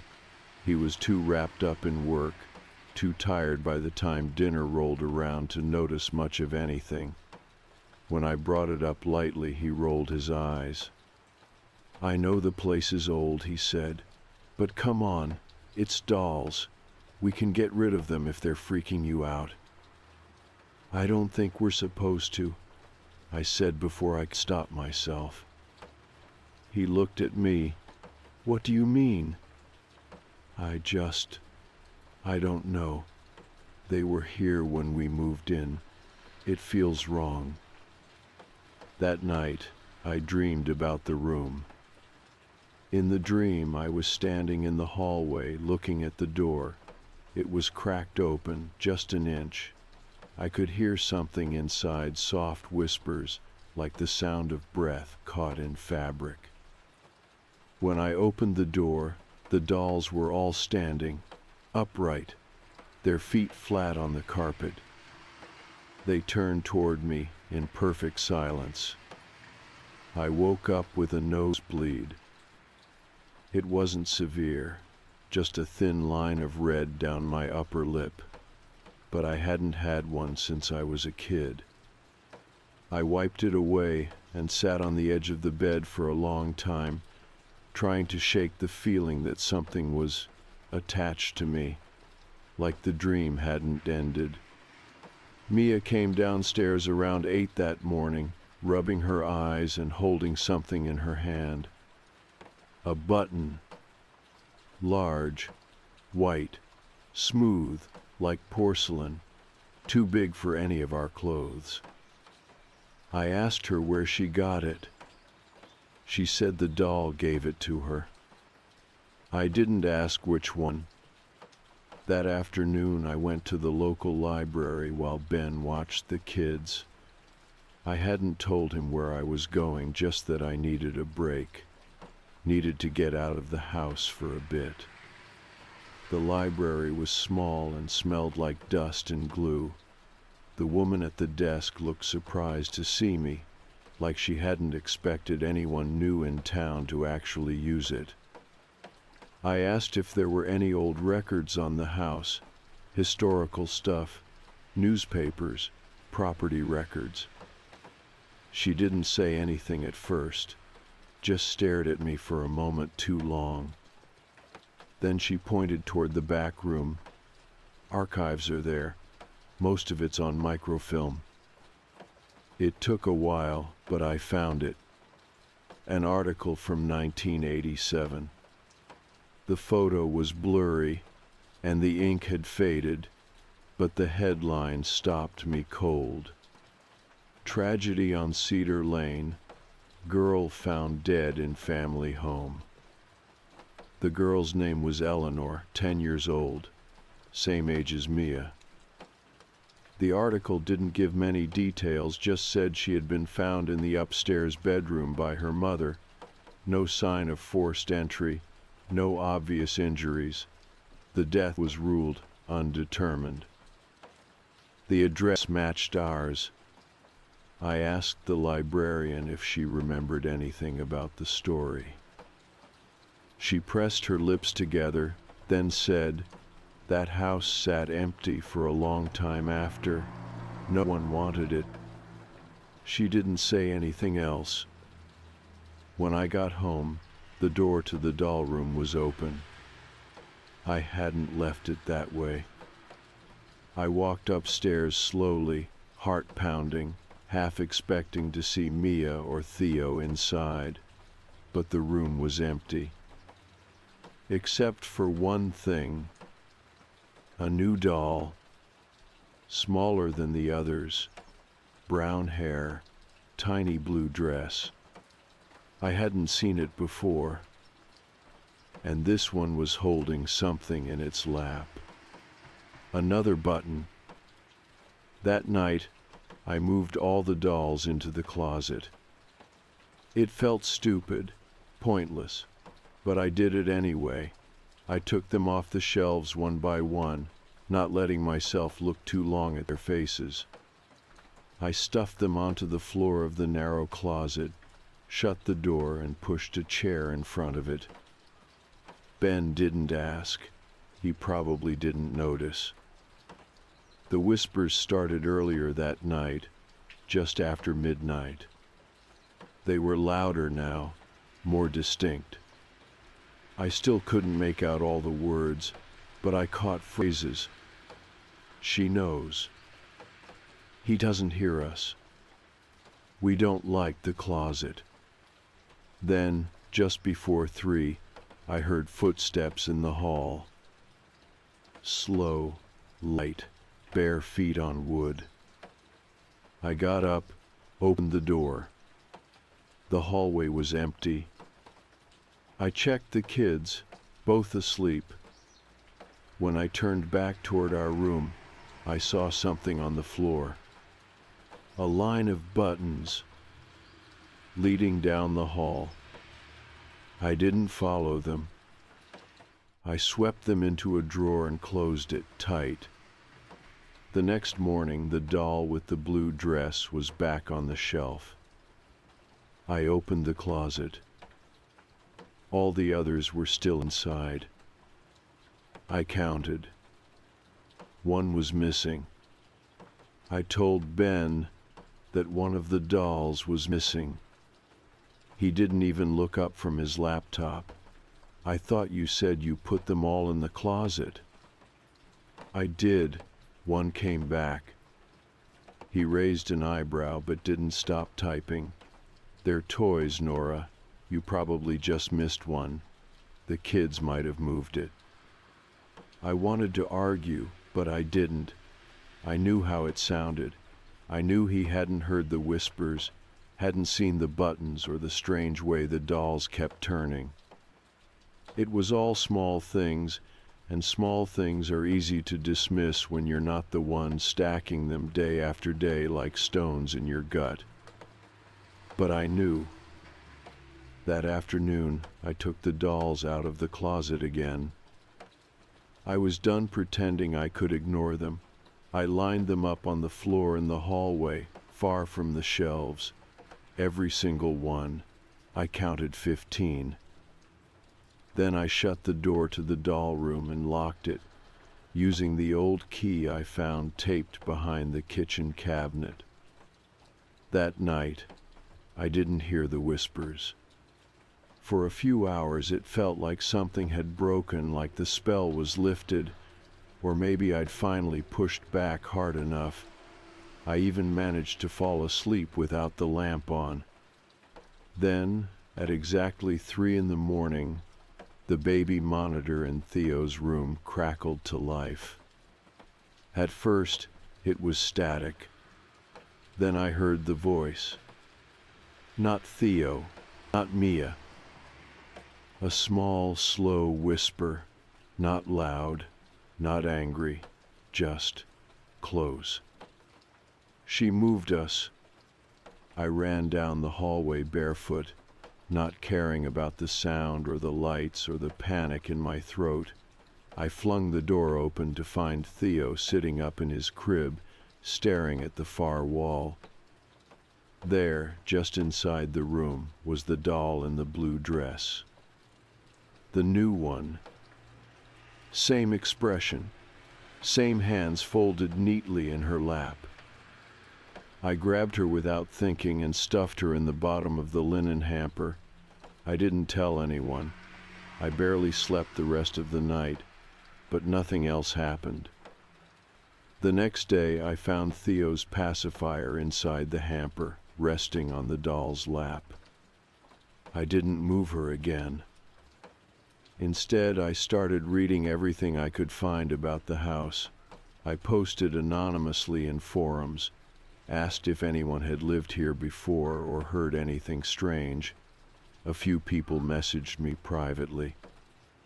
One said her grandmother used to live nearby and wouldn't go past the house after dark. Another told me about a rumor from the late 80s, a little girl found dead, something about heart failure, but everyone said it wasn't natural. They all mentioned the same thing. The dolls. I couldn't shake the thought that Eleanor, the girl from the article, was connected to them. I started looking at them differently, watching the expressions, wondering if one of them had belonged to her, wondering if she was still here. Then Mia started changing. It was subtle at first. She grew quieter, distracted. She stopped asking for bedtime stories and started sleeping with the lights on. One morning I found her brushing her doll's hair. Nothing new, except the doll wasn't one we'd bought. It was one of the shelf dolls. "You took it out?" I asked, keeping my voice light. "No," she said without looking up. "She came to me." I crouched down. "Which one is that?" Mia glanced up. "Her name's Clara. She told me about the boy who used to live here. She said he was mean to the other dolls." I tried to breathe normally. There was a boy here. Mia nodded. He used to lock them in boxes, but they don't like that. They like to sit out and be seen.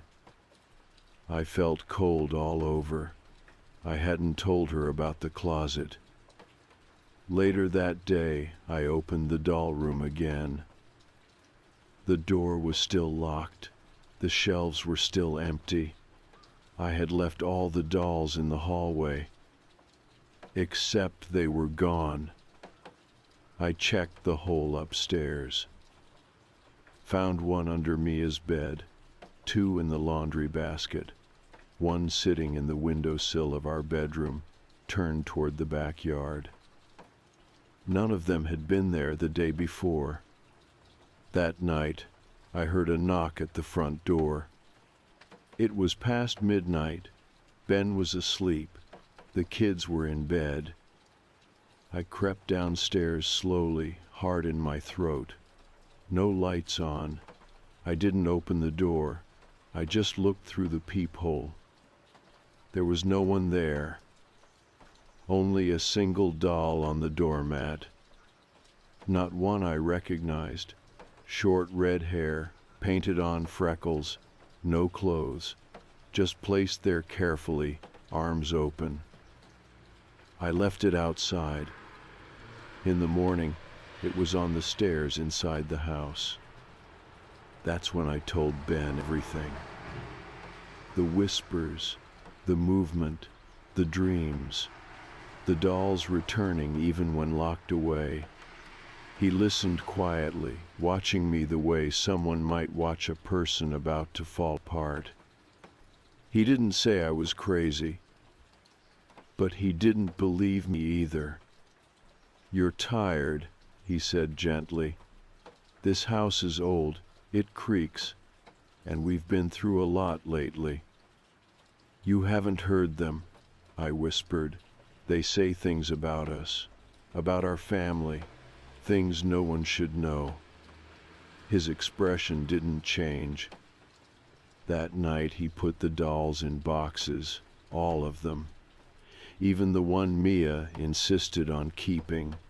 He packed them in the trunk of his car and drove them to the donation center 2 towns over. He didn't tell me when he got back, just came inside, kissed my forehead and said, "It's done." I wanted to believe him. I wanted to believe it would stop.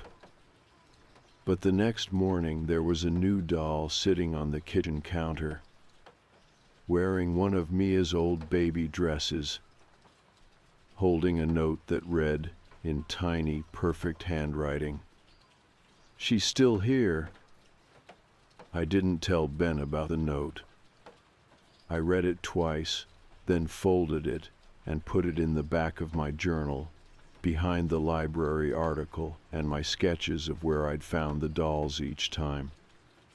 I hadn't written in days, but I kept the journal close proof for myself, if nothing else. She's still here. That was all it said. No name, no signature. The handwriting was strange, too neat, like it had been printed by a machine or copied from somewhere. It wasn't mine, it wasn't Ben's. And it definitely wasn't either of the kids. The doll holding the note was smaller than the others, pale fabric, hand-stitched, with little red dots for eyes and no mouth at all. I didn't remember ever seeing it before. I picked it up with a dish towel and dropped it into the garbage bin outside. Then I stayed up most of the night listening to the walls. There were no whispers that night, no footsteps, just silence, long and deep, like the house was holding its breath. In the morning, I checked the bin. Empty.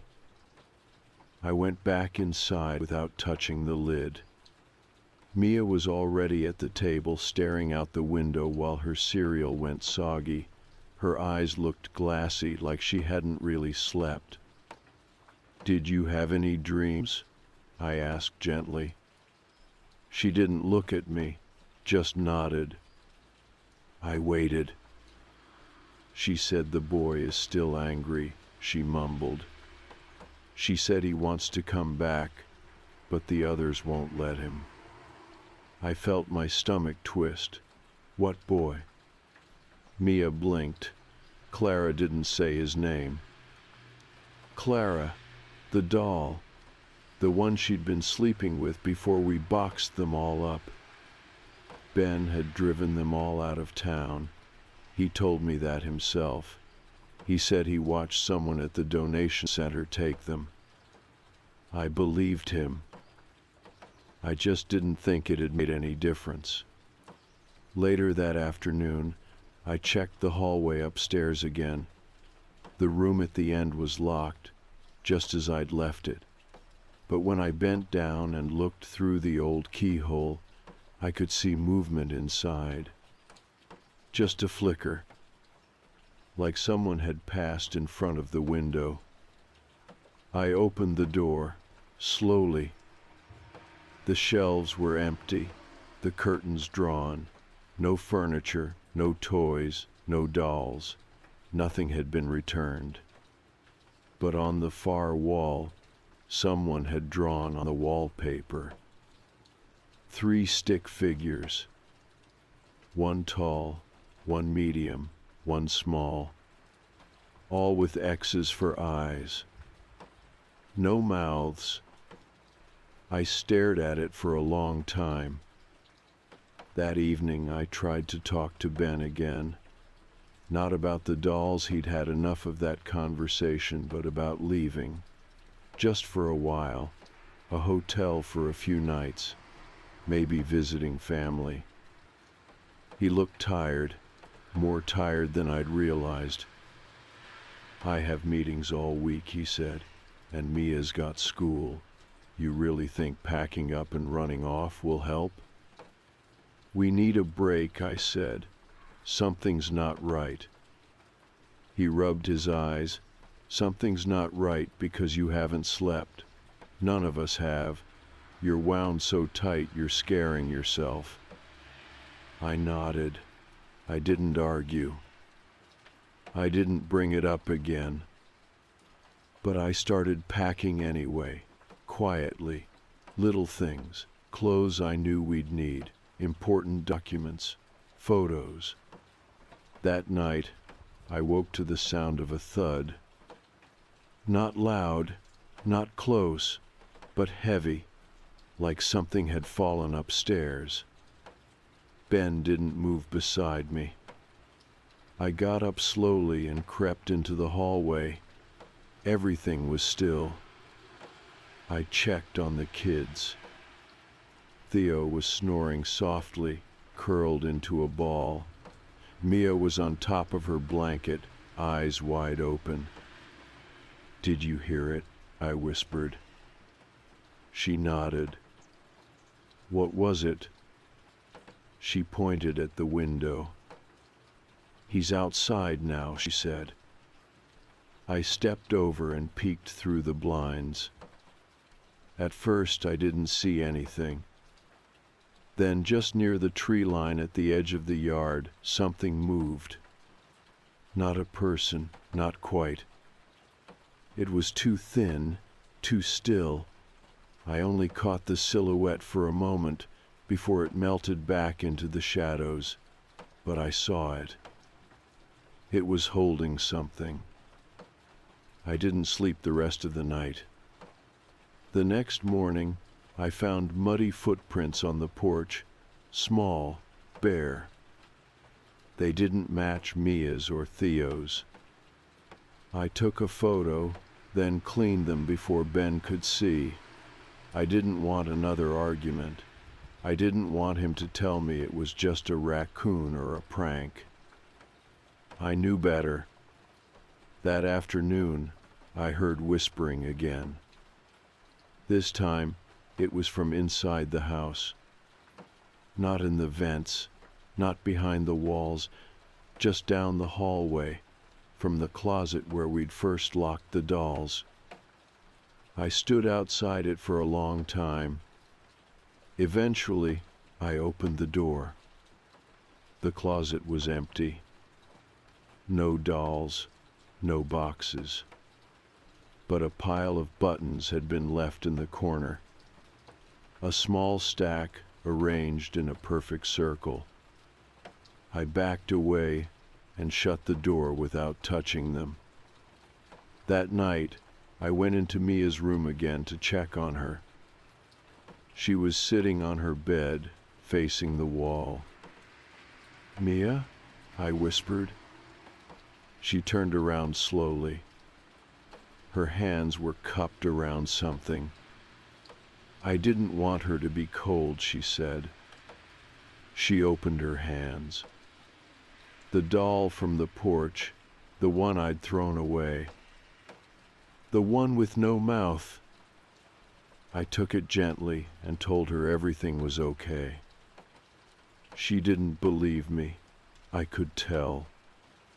Neither did I. Back in our bedroom, I placed the doll on the dresser and stared at it for hours. It didn't move. But sometime after midnight, I looked up and it was gone. I found it in the bed, right between Ben and me. When I reached for it, something whispered right next to my ear. "She's coming back." I didn't touch the doll. I just lay there in the dark, staring at the ceiling, waiting. We left the next morning. I didn't wait for Ben to agree. I didn't give the house time to change its mind. I packed a single suitcase with what we needed clothes for a few days, birth certificates, chargers, Theo's blanket, Mia's drawing pad, and told the kids we were going on a trip. Ben resisted at first. "We can't just leave," he said, half dressed and half awake. "You don't just walk away from a mortgage."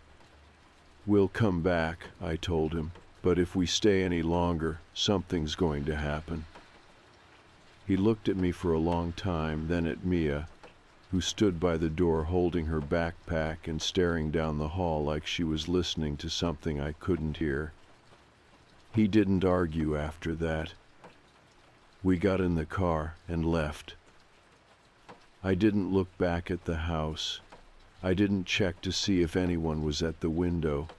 I kept my eyes on the road until the curve took us out of view. We booked a motel about 30 minutes out of town, next to a highway and a diner that smelled like burnt coffee. It wasn't much, but it felt safe. The walls were bland, the lights were bright. The air was still. I cried in the bathroom while the kids watched cartoons. Ben sat on the edge of the bed, rubbing his hands together. "You want to tell me what's going on now," he said. "Not just the dolls, all of it." I told him everything. The footsteps, the whispers, the drawings, the notes, the fact that every time I threw one away, it came back. I told him about Eleanor, the girl who died in the house before us. The library records, the people online, the footprints, the buttons. I didn't leave anything out.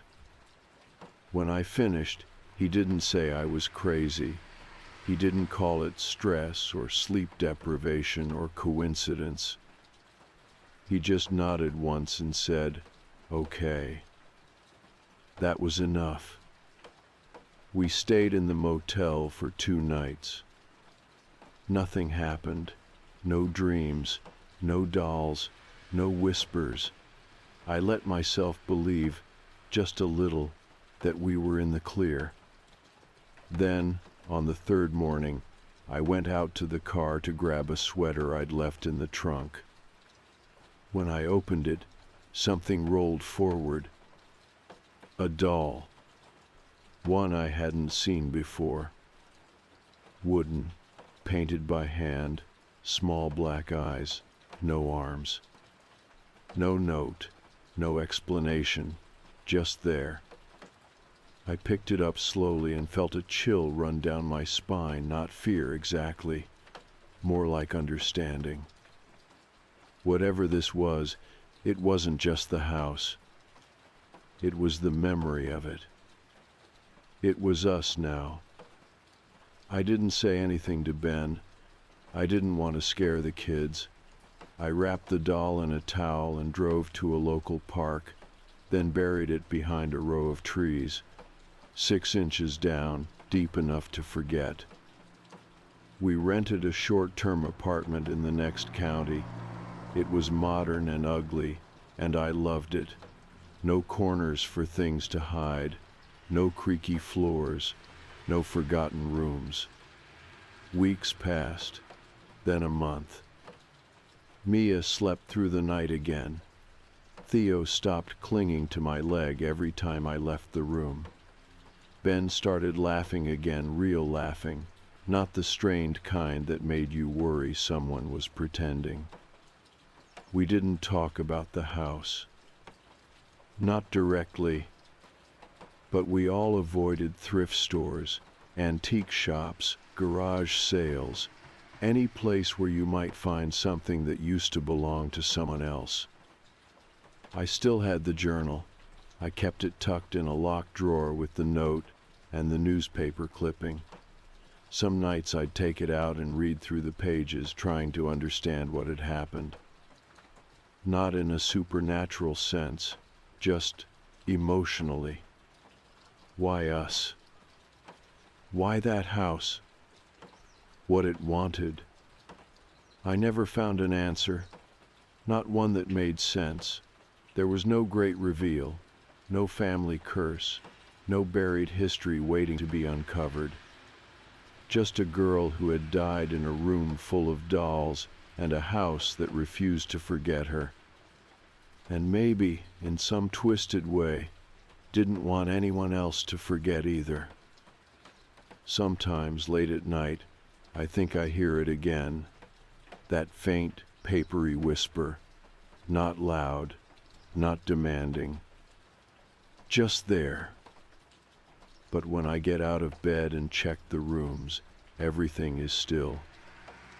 Mia doesn't talk about Clara anymore. But every now and then, I catch her staring at the walls, like she's listening again, like there's something just beneath the paint she can almost hear. She's quieter than she used to be, not in a broken way, just watchful. A few days ago, she handed me a drawing, crayon on printer paper. It was a house, our old house, but not exactly. The yard was overgrown, the window in the doll room was open, and there were small figures in every window, tiny shapes with dark circles for eyes and no mouths. "They're still there," she said. I nodded. I didn't ask her how she knew.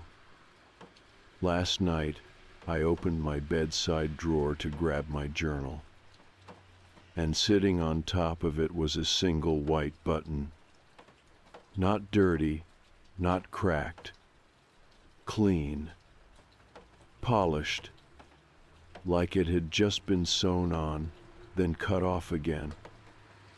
I didn't throw it away. I didn't scream. I just closed the drawer and turned off the light. Because I understand now. Some houses don't haunt you the way you expect. Some ghosts don't knock or wail or drag chains through the halls. Some just wait. In silence. In corners. In memory. And if you listen long enough, if you look too closely, they don't need to chase you. You bring them with you.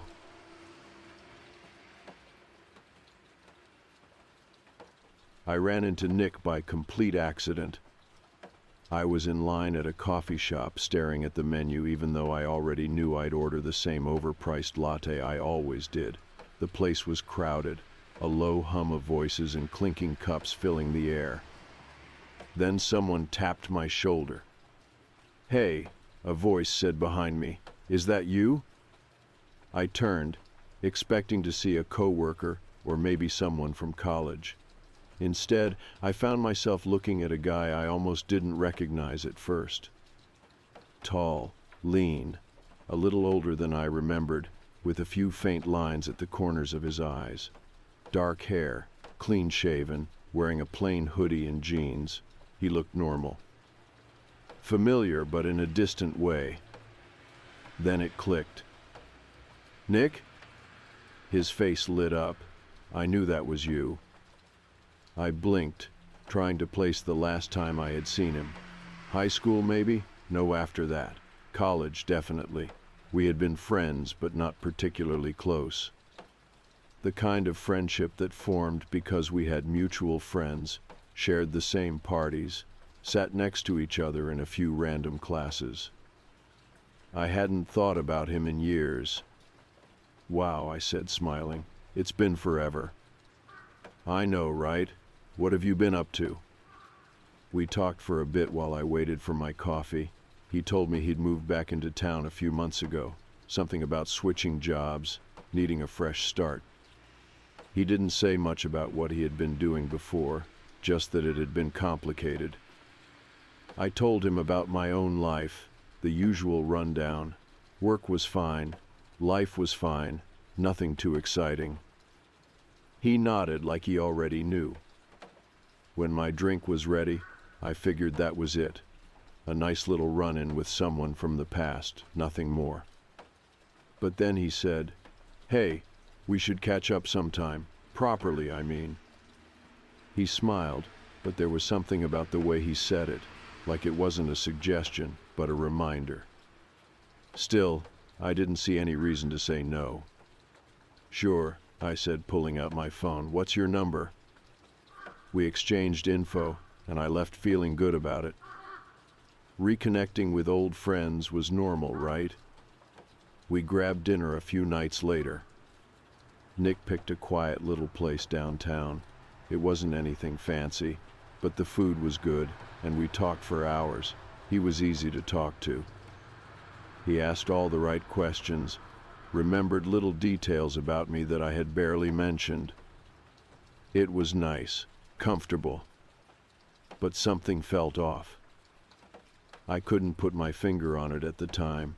Maybe it was the way he always seemed one step ahead in the conversation, like he already knew what I was going to say. Or maybe it was the way he would pause sometimes, watching me a little too closely, like he was waiting for something. Still, I brushed it off. Toward the end of the night, he leaned back in his chair and smiled. "This was really great," he said. "I'm glad we did this." "Me too," I said. "I feel like we lost touch too soon, you know." I hesitated, stirring the ice in my glass. Had we? I remembered hanging out in college, but we had never been that close. Just friends in the loose, casual way that happens when you see the same people every day. Life had just moved on. People drifted apart. "Yeah," I said finally. "It's crazy how fast time flies." He nodded, looking at me like he wanted to say something else, but he didn't. Instead, he paid for dinner before I could argue and walked me to my car. "Text me when you get home," he said. That was the moment the unease settled in again. Not because of what he said, but because it felt so familiar. Like we had already had this conversation before. But that didn't make sense. Did it?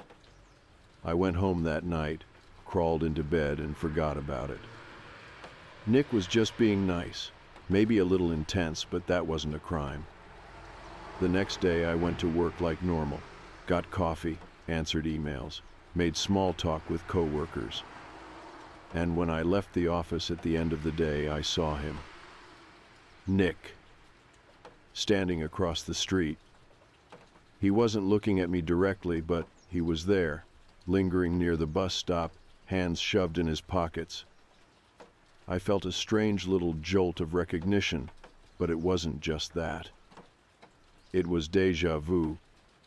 I knew that image, that exact moment, before it even happened. Like I had seen it before, or lived it before. But that was ridiculous. It was just a coincidence. Right? That night I got a text from him. "Nick, hope you had a good day." I hesitated before replying. "Me? Yeah, you too?" "Nick, yep, just taking it easy." I stared at my phone for a second, trying to shake the weird feeling from earlier. It was nothing. Coincidences happen. I put my phone down and went to sleep. The next day, I saw him again. This time at the grocery store. I was halfway through the self-checkout when I spotted him near the entrance, scanning the shelves in the produce section. He hadn't seen me yet, but my chest tightened anyway. It wasn't just the fact that he was there. It was the fact that he shouldn't be. The last time we talked, he had mentioned living on the other side of town. His favorite grocery store was nowhere near mine. And yet, here he was. I turned back to my checkout screen, forcing myself to focus. It was fine. People shopped all over the city. Maybe he just happened to be in the area. I finished paying, grabbed my bags, and headed for the exit. As I stepped outside, I caught a glimpse of him through the glass doors. He was watching me. Not in an obvious way, not staring, not approaching, just watching. I turned fast, walking toward my car, my hands tightening around my bags. I drove home feeling uneasy, my thoughts racing. Why hadn't he said anything? If he had really just run into me by chance, wouldn't he have waved, or at least sent me a text? Why did I feel like I had just escaped something? I didn't text him that night, but I kept my phone nearby. Some part of me was waiting, expecting something. And sure enough, around 11 p.m., my phone lit up.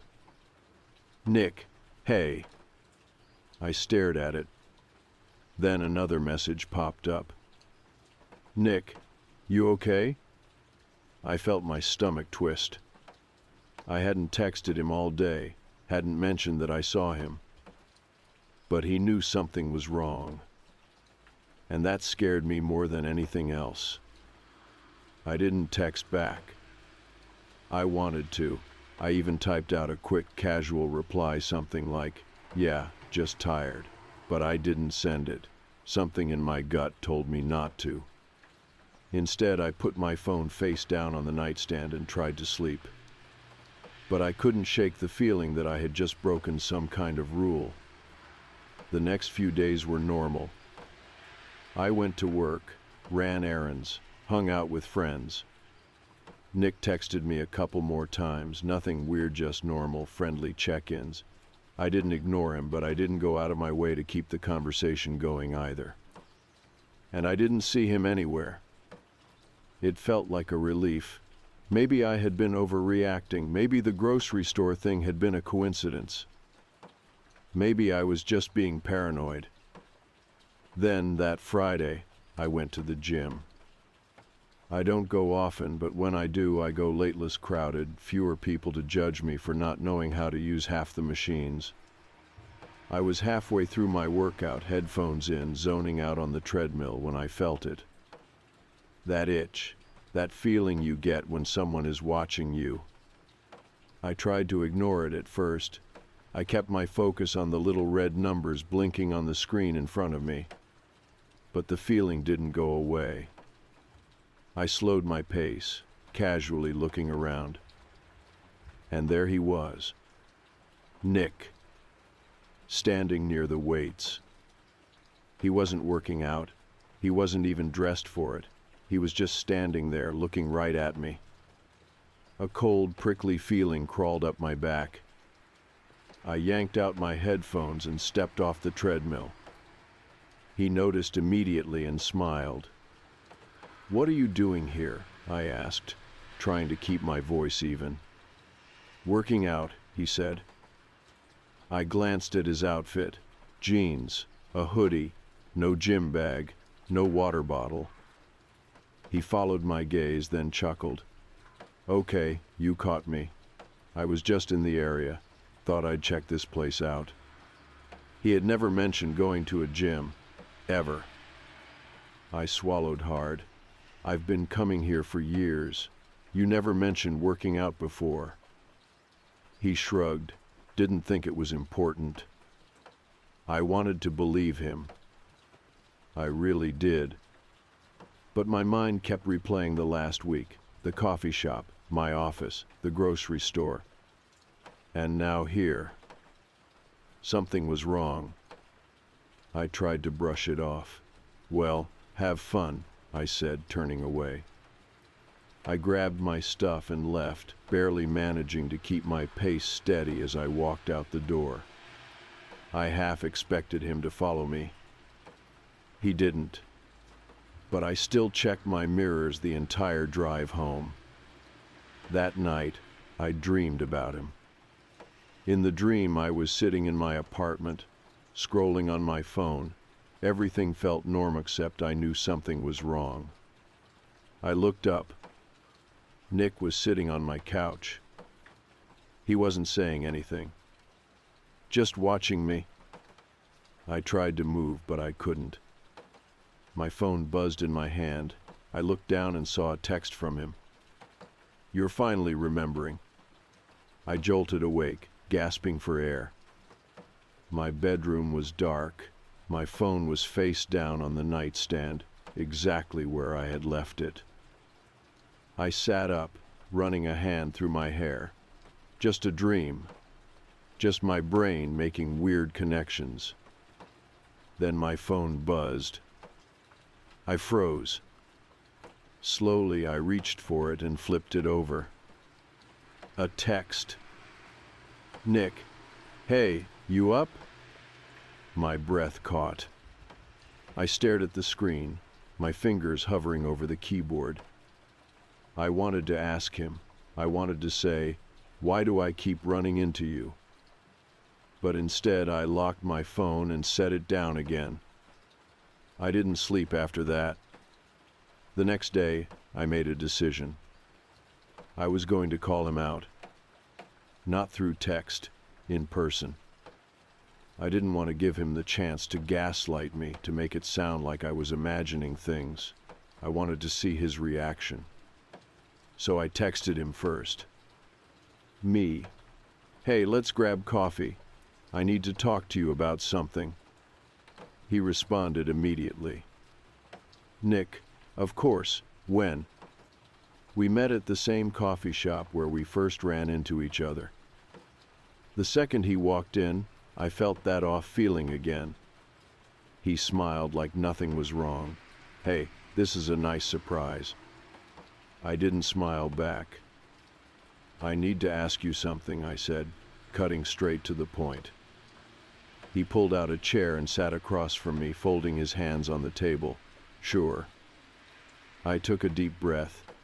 "Why do I keep seeing you everywhere?" His expression didn't change. I kept going. At first, I thought it was just chance, but now, my office, the grocery store, the gym. Either you have the exact same routine as me, or you're following me. A slow smile crept across his face. It wasn't a friendly smile. It wasn't even an apologetic one. It was the kind of smile you give when you're holding back a secret. "Is that what you think?" he said. I felt a flicker of doubt. I expected him to deny it, to act shocked, to say, "Wow, that's crazy, I had no idea." But he didn't. He just kept smiling. And suddenly I realized something. He wasn't surprised by this conversation. He expected it, like he had been waiting for me to figure it out. My throat went dry. "I don't think we should talk anymore," I said, standing up. Nick didn't argue. He just pulled out his phone, tapped a few times, and set it on the table. Then he looked up at me. "I just wanted to make sure you remember me this time." A chill spread through my entire body. I stared at him, my mouth slightly open, but no words came out. This time, like this had happened before, like I had forgotten. The dream flashed through my mind, the text. "You're finally remembering." I turned and walked out. I didn't look back. But I knew he was still watching me. I didn't go straight home after leaving the coffee shop. I got in my car and drove aimlessly for a while, my hands gripping the wheel too tight. My heart was still pounding. Nick's words kept replaying in my head. "I just wanted to make sure you remember me this time." This time. What the hell did that mean? I knew my own life. I knew who I was. I wasn't the type of person to forget something this big. If he had been part of my life before, I would have remembered. Wouldn't I? The thought made me uneasy in a way I couldn't explain. I pulled into a grocery store parking lot, turned off the car, and just sat there. I needed answers. I opened my phone and scrolled through my contacts. Nick's number was new. I'd only saved it a few weeks ago after running into him at the coffee shop. But something nagged at me. Slowly, I opened my old messages and searched his name. A single conversation popped up. It was from 2 years ago, and it was blank. No messages, no context, just an empty chat history, like someone had deleted everything. A cold chill ran down my spine. I knew I hadn't texted him before. Had I? I tried to shake the feeling off. Maybe I had started a conversation and never sent anything. Maybe I had added his number once and forgotten about it. But then another thought hit me. Had I met him before 2 weeks ago? Or had I met him again? I went home feeling more unsettled than ever. I double-checked that my doors were locked, closed my curtains. And then I did something I never do. I Googled him. His name, his old job, his old college, anything I could think of. A few social media profiles came up, but they were practically empty. A LinkedIn account with no profile picture. A Facebook that hadn't been updated in years. Nothing personal, nothing recent. Then I found an old forum post. It was buried deep in the search results, a thread on some old message board that barely looked active. Someone had posted about him. I clicked on it. The post was from a woman. "Has anyone else had issues with a guy named Nick, last name? I met him a few years ago, and at first he was really nice, normal. But then he started showing up places he shouldn't have known I'd be, and when I tried to cut him off, he acted like I had done this before, like we had already had this conversation." I felt my stomach turn. The weirdest part, I checked my old messages. I swear I had talked to him before, but all my texts were gone, like someone had wiped them. I thought I was losing my mind. The replies were full of sympathy, but no one else had any real answers. The original poster never followed up. The thread was 7 years old. I closed the tab and leaned back in my chair, my hands clammy. This wasn't in my head. This had happened before. And not just to me. That night, I barely slept. I kept waking up, feeling like someone was outside my window. Every little noise made my skin crawl. The worst part was, I couldn't tell if it was paranoia or if I was finally noticing something that had always been there. By morning, I had a plan. I needed to talk to someone who knew me well, someone who could confirm my own past. So I called my best friend Hannah. We met for lunch at a small cafe. As soon as I sat down, I cut straight to the point. Do you remember Nick? She blinked. Nick who? I swallowed hard. Nick, last name. We went to college with him. She frowned, stirring her coffee. That name sounds familiar, but I don't think I knew him. I exhaled. Maybe I really had just forgotten.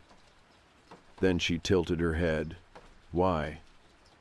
I hesitated, debating how much to tell her. I ran into him a couple weeks ago, I said. We caught up, and it was nice at first, but now things feel off.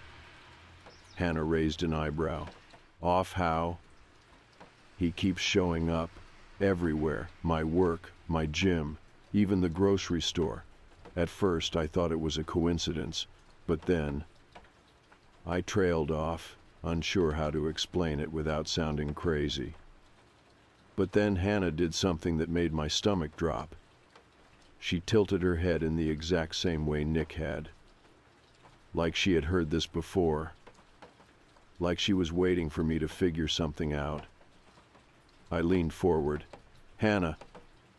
She didn't blink. Have we had this conversation before? A long silence stretched between us.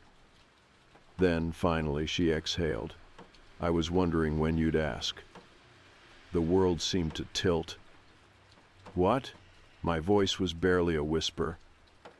She lowered her voice. I didn't want to bring it up because I thought maybe it was better if you didn't remember. I gripped the table. Didn't remember what?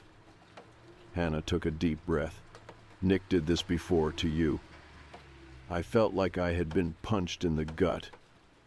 She kept talking, her voice quick and quiet, like she was afraid someone might overhear. You met him years ago, maybe 3-4 years back. You thought it was a normal friendship at first, but then he started showing up places. You told me it felt wrong. You tried to distance yourself, but he wouldn't stop. I couldn't breathe. Hannah's hands tightened around her coffee cup. I don't know how, but he made you forget. You told me once that you felt like your memories were slipping.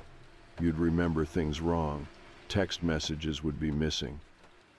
Eventually, it was like you had never met him at all. She swallowed hard. And then, about a month later, you ran into him again. You acted like it was the first time you'd ever met, just like now. I felt sick. My memories, my entire life. Had he been in it before? Had he erased himself and started over? And if so, how many times?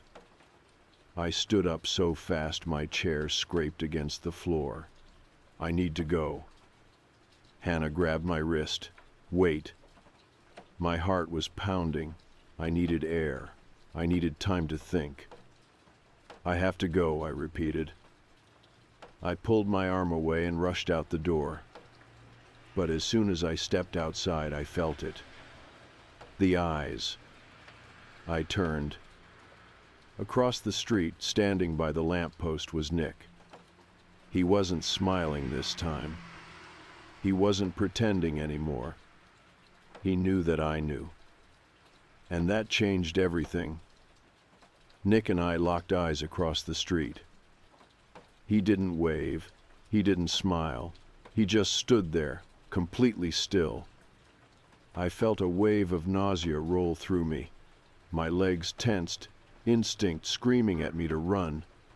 But something in me knew if I ran, he'd follow. So I forced myself to breathe, forced my hands to unclench. I wasn't going to let him control me. Not again. I turned around, walked straight to my car, and got inside.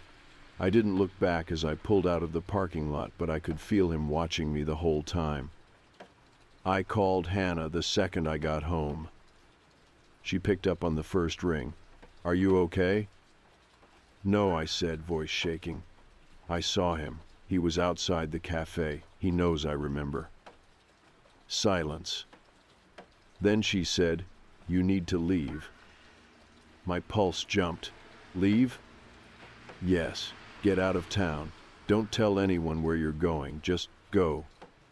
The way she said it scared me, like she knew something I didn't. I ran a hand through my hair, pacing my living room. Hannah, I need you to tell me everything. Everything you remember from last time. She exhaled shakily. I told you most of it. You met him before, just like now. He started following you, showing up places. You told me it felt wrong, that something about him was off. And then, you forgot, and he started over. I swallowed hard. But how? How could I just forget? I don't know, she admitted, but there's more. I stopped pacing. She hesitated. Before you forgot, before everything changed, you said something weird. I gripped my phone. What? You said you had met him even before that it had happened once before, years ago, and that every time he got closer, more involved in your life. My throat went dry. This isn't the second time, she whispered. It's the third. A cold, sinking feeling settled in my gut. Nick had been doing this for years. How many times had I met him? How many times had he erased himself, made me forget, just to start over again? I felt like I was losing my mind. Then my phone buzzed. A new message. Nick, please don't run this time. I gasped, dropping my phone like it burned me. Hannah heard it hit the floor. What? What happened? My fingers were ice cold as I picked it up and read the message again. I tried to keep my voice steady. He just texted me. What did he say? I closed my eyes. That he doesn't want me to run. Hannah's voice hardened. You need to go to the police. I barely remember driving to the station. I was running on pure adrenaline, hands gripping the wheel so tight my knuckles went white. When I got there, I walked straight to the front desk. I need to report a stalker, I said. The officer on duty took me to a small office and I told them everything. I expected them to be skeptical, expected them to think I was paranoid or exaggerating. But when I gave them Nick's name, something changed. The officer, Detective Harris, sat up straighter. You said his name is Nick. Last name? I nodded. He exchanged a look with another officer, then pulled something up on his computer. After a few seconds, he turned the screen toward me. It was an old case file. The picture attached was of Nick. My stomach dropped. Harris glanced at me. You sure this is him? I nodded slowly. Yeah. He let out a slow breath. We've dealt with him before. I felt my pulse jump. You have? He nodded grimly. He's been reported multiple times over the years. Stalking, harassment. But the weird thing is, every time the victims suddenly drop the charges. I stared at him. What? They just stop pursuing it, he said. They stop responding to calls, act like nothing ever happened, like they forgot about him entirely. I felt sick. Harris leaned forward. Tell me everything. I did, every detail. How I met him, how he slowly started showing up in my life, how he knew things I had never told him, and finally, how Hannah had told me that this wasn't the first time. By the time I finished, he looked disturbed. He tapped his fingers on the desk. We're going to look into this. Do you have somewhere safe you can stay? Hannah's, I said. Good. Don't go home alone. And if he contacts you again, let us know immediately. I nodded. Harris hesitated, then said, One more thing. Do you remember seeing him before this time? Before a few weeks ago? I swallowed. Number. But I think that's the problem. Hannah let me stay at her place that night. We locked all the doors, closed the blinds, double-checked every window. Neither of us slept. Around 3 in the morning, my phone buzzed again. I didn't want to look, but I forced myself to. Nick, I just wanted to be remembered. I shut my phone off. I never saw him again. The police searched for him, but it was like he disappeared. No traces, no signs, just gone. It's been 6 months now. I moved, got a new job. I don't go to the same coffee shop. I don't take the same routes. I even changed my phone number. But sometimes, late at night, I still think about him. I think about how he always finds me again. How he waits. How he starts over, pretending it's the first time, making sure I trust him before he lets the truth slip. And I wonder how many times has this happened? How many other people has he done this to? Or worse, how many of them never remembered at all? I don't know why we let Eric talk us into this. Looking back, there were little signs, things I brushed off because we'd been friends for so long. I trusted him. Maybe that was my mistake. There were 5 of us, me, Eric, Ryan, Kyle, and Jason. We'd been planning this hiking trip for weeks. Just a simple weekend out in the mountains, good views, some beers by the fire, nothing crazy. We'd done trips like this before, but this time, Eric had picked the spot. This trail's barely known, he said, when we met up in the parking lot that morning. No crowds, no screaming kids, just pure wilderness. I should have paid more attention to how excited he seemed. The first few hours were normal. The air was crisp, the trees thick and green, sunlight breaking through the branches in golden patches.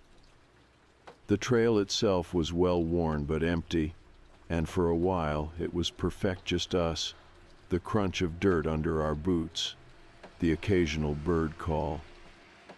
Ryan and Kyle walked up ahead, cracking jokes about how every hiking trip turns into a deep conversation about life by the second day. Jason stuck with me, adjusting the straps of his pack every few minutes. Eric led the way.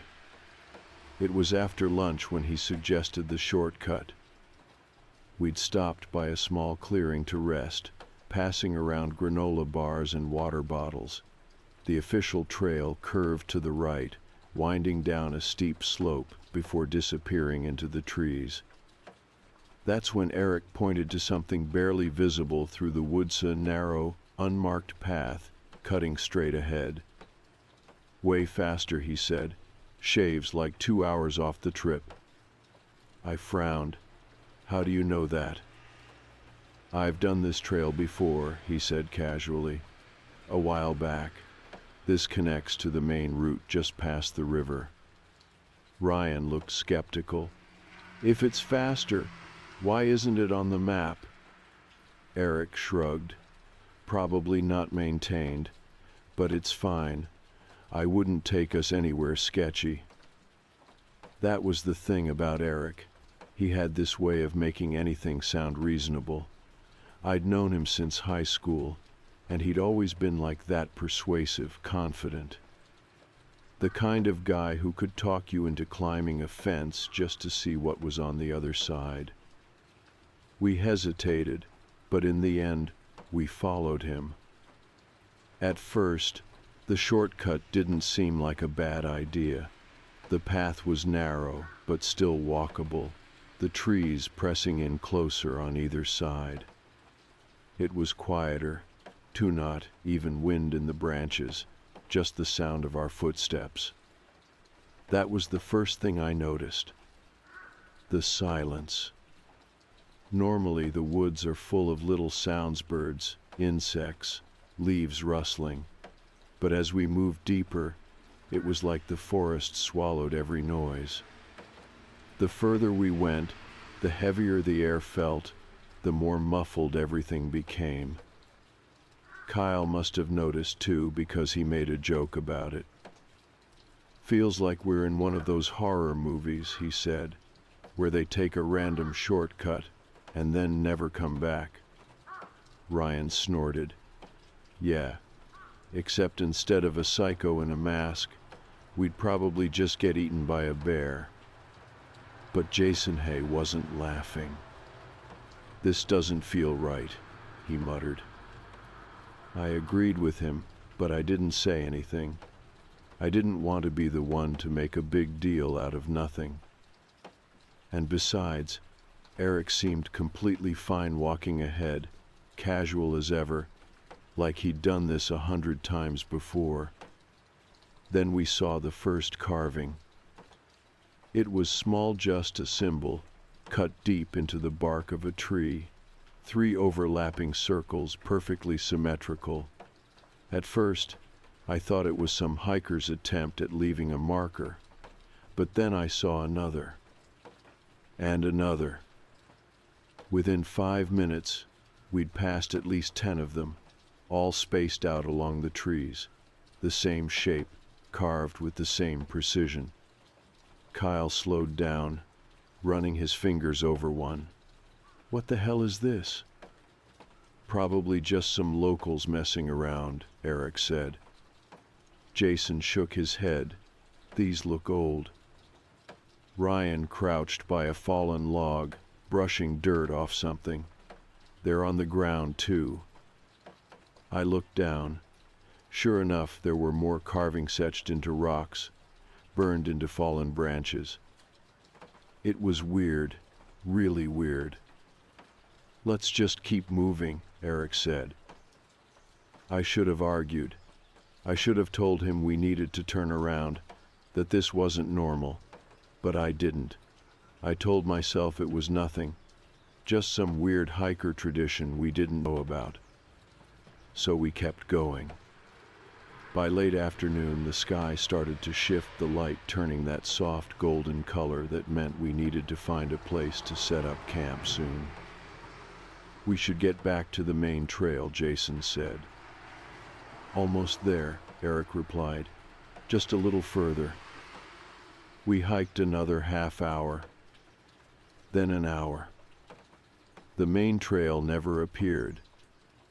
By the time we stopped, the sun was starting to dip behind the trees, stretching long shadows across the ground. We should have hit the river by now, Ryan said, his voice tight. Eric hesitated, but only for a second. We must have veered off a bit. No big deal. We'll find it tomorrow. No big deal, Jason snapped. We've been walking for hours, man. If this was really a shortcut, we should be at camp right now. Eric sighed, rubbing the back of his neck. Look, I miscalculated. We'll figure it out in the morning. It was a bullshit answer, and we all knew it. But arguing wouldn't help, not when it was getting dark. We set up camp in a small clearing. Nobody talked much. Ryan and Kyle gathered firewood while Jason sat on a log, staring off into the trees like he was waiting for something to move. I kept thinking about those symbols. I told myself they were meaningless, just random carvings. But deep down, I didn't believe that. And as the fire crackled and the shadows stretched longer around us, I couldn't shake the feeling that we weren't alone out here. I woke up sometime in the middle of the night, disoriented, my face half buried in my sleeping bag. The fire had burned low, just glowing embers now, and for a second, I didn't know what had woken me. Then I noticed it. The silence. No wind, no rustling leaves, no distant chirp of crickets, nothing. The kind of silence that makes your ears ring, like your brain is trying to fill in the absence of sound. It was the same unnatural quiet we'd noticed on the trail, but now it felt even heavier, pressing in on my skull like a dull headache. I sat up slowly, looking around. The others were still sleeping, Ryan curled up with his jacket over his face, Kyle halfway out of his bag, one arm draped over his pack. Jason wasn't in his sleeping bag. My stomach clenched. I turned my head, scanning the camp, and there he was sitting on a log near the fire, staring into the dark woods. "Jason," my voice was hoarse. He didn't move at first, just sat there, motionless. Then finally, he turned his head slightly, like he'd only just realized I was awake. "Couldn't sleep," he muttered. I got up, my legs stiff from hiking all day. The cold hit me immediately, sharper than before, like the temperature had dropped way more than it should have. I pulled my hoodie tighter around me and walked over, sitting down next to him. "You hear that?" I asked. He didn't answer right away. He just nodded, his eyes still fixed on the tree line. It was starting to freak me out. I followed his gaze, squinting into the darkness. Nothing. Just the thick wall of trees, barely visible in the dim light of the embers. "Feels like the whole forest is holding its breath," he said finally. I didn't know what to say to that. He was right. For a while we just sat there, both of us staring out into the woods, listening to the silence. Then, somewhere in the distance, a snap, like a branch breaking underfoot. I stiffened. Jason heard it too. He sat up straighter, shoulders tensing. Another snap, closer this time. We weren't alone. I reached over and nudged Ryan, whispering his name. He groaned, half asleep, but when I nudged him again, he finally stirred. "What?" he mumbled. I put a finger to my lips. "Listen." For a moment, there was nothing, just that awful, suffocating silence. Then, crunch. Footsteps, slow, deliberate footsteps. Ryan shot up, instantly awake now. He looked at me, then at Jason, then toward the sound. Kyle stirred next, muttering something about being cold, but before he could fully wake up, another sound cut through the stillness. A whisper. I swear to God, it was a whisper, too low to make out the words, but it came from just beyond the trees. My breath caught in my throat. Jason was already reaching for his flashlight. He clicked it on and aimed the beam into the woods. Nothing. Just trees, stretching endlessly into the black. He swept the light left, then right. Still nothing, but I couldn't shake the feeling that something had just moved just out of range of the light, slipping deeper into the dark. Ryan cursed under his breath. Probably an animal. "No," Jason said. His voice was dead serious. That was a voice. Ryan started to argue, but then the whisper came again. This time, it was on the other side of camp. Closer. Kyle sat up fast. What the hell was that?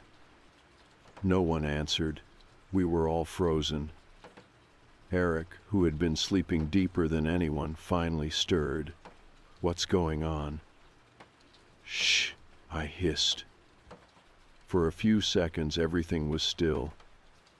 Then, from somewhere out in the trees, a low, dragging sound, like something heavy being pulled through the leaves. That was it. I grabbed my boots, yanking them on as fast as I could. Jason was already standing, gripping his flashlight so tightly his knuckles were white. Ryan looked around wildly, like he was trying to decide if this was some kind of elaborate prank. Eric, though, he just sat there, completely calm. That's when I noticed something. He wasn't scared, not like the rest of us. In fact, he almost looked expectant, like he'd been waiting for this. I swallowed hard. We need to leave, now. Ryan nodded. Screw this. I'm not sticking around to find out what that was. But Eric, he just sighed, rubbing his hands together like we'd just told him something mildly annoying, like he knew we were going to say that. Relax, he said. You guys are overreacting. I stared at him. Did you not hear that? It's the woods, man. Sounds carry weird. Probably just an echo. Jason turned to him. Then why the hell was it on both sides of us? Eric didn't answer. That was when Kyle grabbed his pack. Nope, I'm out. He was up and moving before anyone could stop him, stepping toward the path we'd come from. And that's when we saw it. The carvings. I don't know how we didn't notice before. Maybe we were too tired, too distracted. But now that we were looking, they were everywhere. All around our campsite, more symbols had been carved into the trees. Not just the 3 circles we'd seen earlier. New ones, different ones. I couldn't breathe. They hadn't been there when we set up camp. I was sure of it. But now, as the firelight flickered, they seemed to glow the fresh cuts in the bark stark against the blackened trunks. Ryan took a step back. Tell me someone did this before we got here. No one answered.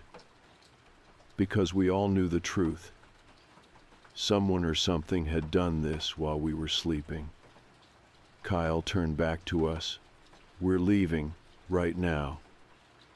Eric exhaled sharply, standing up. Guys, calm down. His voice was steady, but I saw it just for a second. A flicker of something in his eyes. Not fear, not confusion. Annoyance. Like we were ruining something for him. And that was the moment I knew Eric hadn't just picked this trail at random. He knew. He knew about the carvings. He knew about the silence. He knew about whatever was out there. And he brought us here anyway. I don't know if it was the carvings or the whispers in the dark, but something finally snapped in Ryan. We're leaving, he said, right now. He was already stuffing his sleeping bag into his pack, moving fast. Kyle was right behind him. Jason didn't even argue, was rolling up his mat, shoving gear into his bag like his life depended on it. And then there was Eric. He just stood there, arms crossed, watching us like we were a bunch of kids throwing a tantrum. You guys are being ridiculous. I stopped, glaring at him. Are you serious? Eric sighed. Yeah, I am. Think about it for 2 seconds. If something was out there, wouldn't we have seen it by now? You're all freaking out over some weird echoes and a couple of old carvings. I felt my stomach twist. That tone, that calm, dismissive way he was talking. Like he was trying to keep us here. Kyle pulled his straps tight. I don't care, man. I'm not spending another night in these woods. Jason was already grabbing his flashlight. We backtrack, find the trail, get the hell out. Ryan turned to me. You coming? I nodded, throwing my pack over my shoulders. I didn't know where we were going, but I knew one thing: I wasn't staying in that clearing. Eric just stood there. For a second, I thought he was going to let us go, that he'd give up and follow, realize he wasn't going to talk us out of it. But then he exhaled sharply, shook his head, and muttered something under his breath. Something that sounded like, "They never make it easy." My blood turned cold. "What did you just say?" I asked. Eric didn't answer. He just looked up, and I swear to God, I saw pity in his eyes. Then behind us, the sound of branches breaking. Not a snap, not a single step. A full-body crash. Like something huge was moving through the trees. Kyle swung his flashlight toward the sound. The beam cut through the dark, illuminating nothing but shifting branches and empty space. Then the whispering started again. But this time, it wasn't distant. It was close. Jason grabbed my arm. "Go." And just like that, we ran. We didn't check the map. We didn't even think.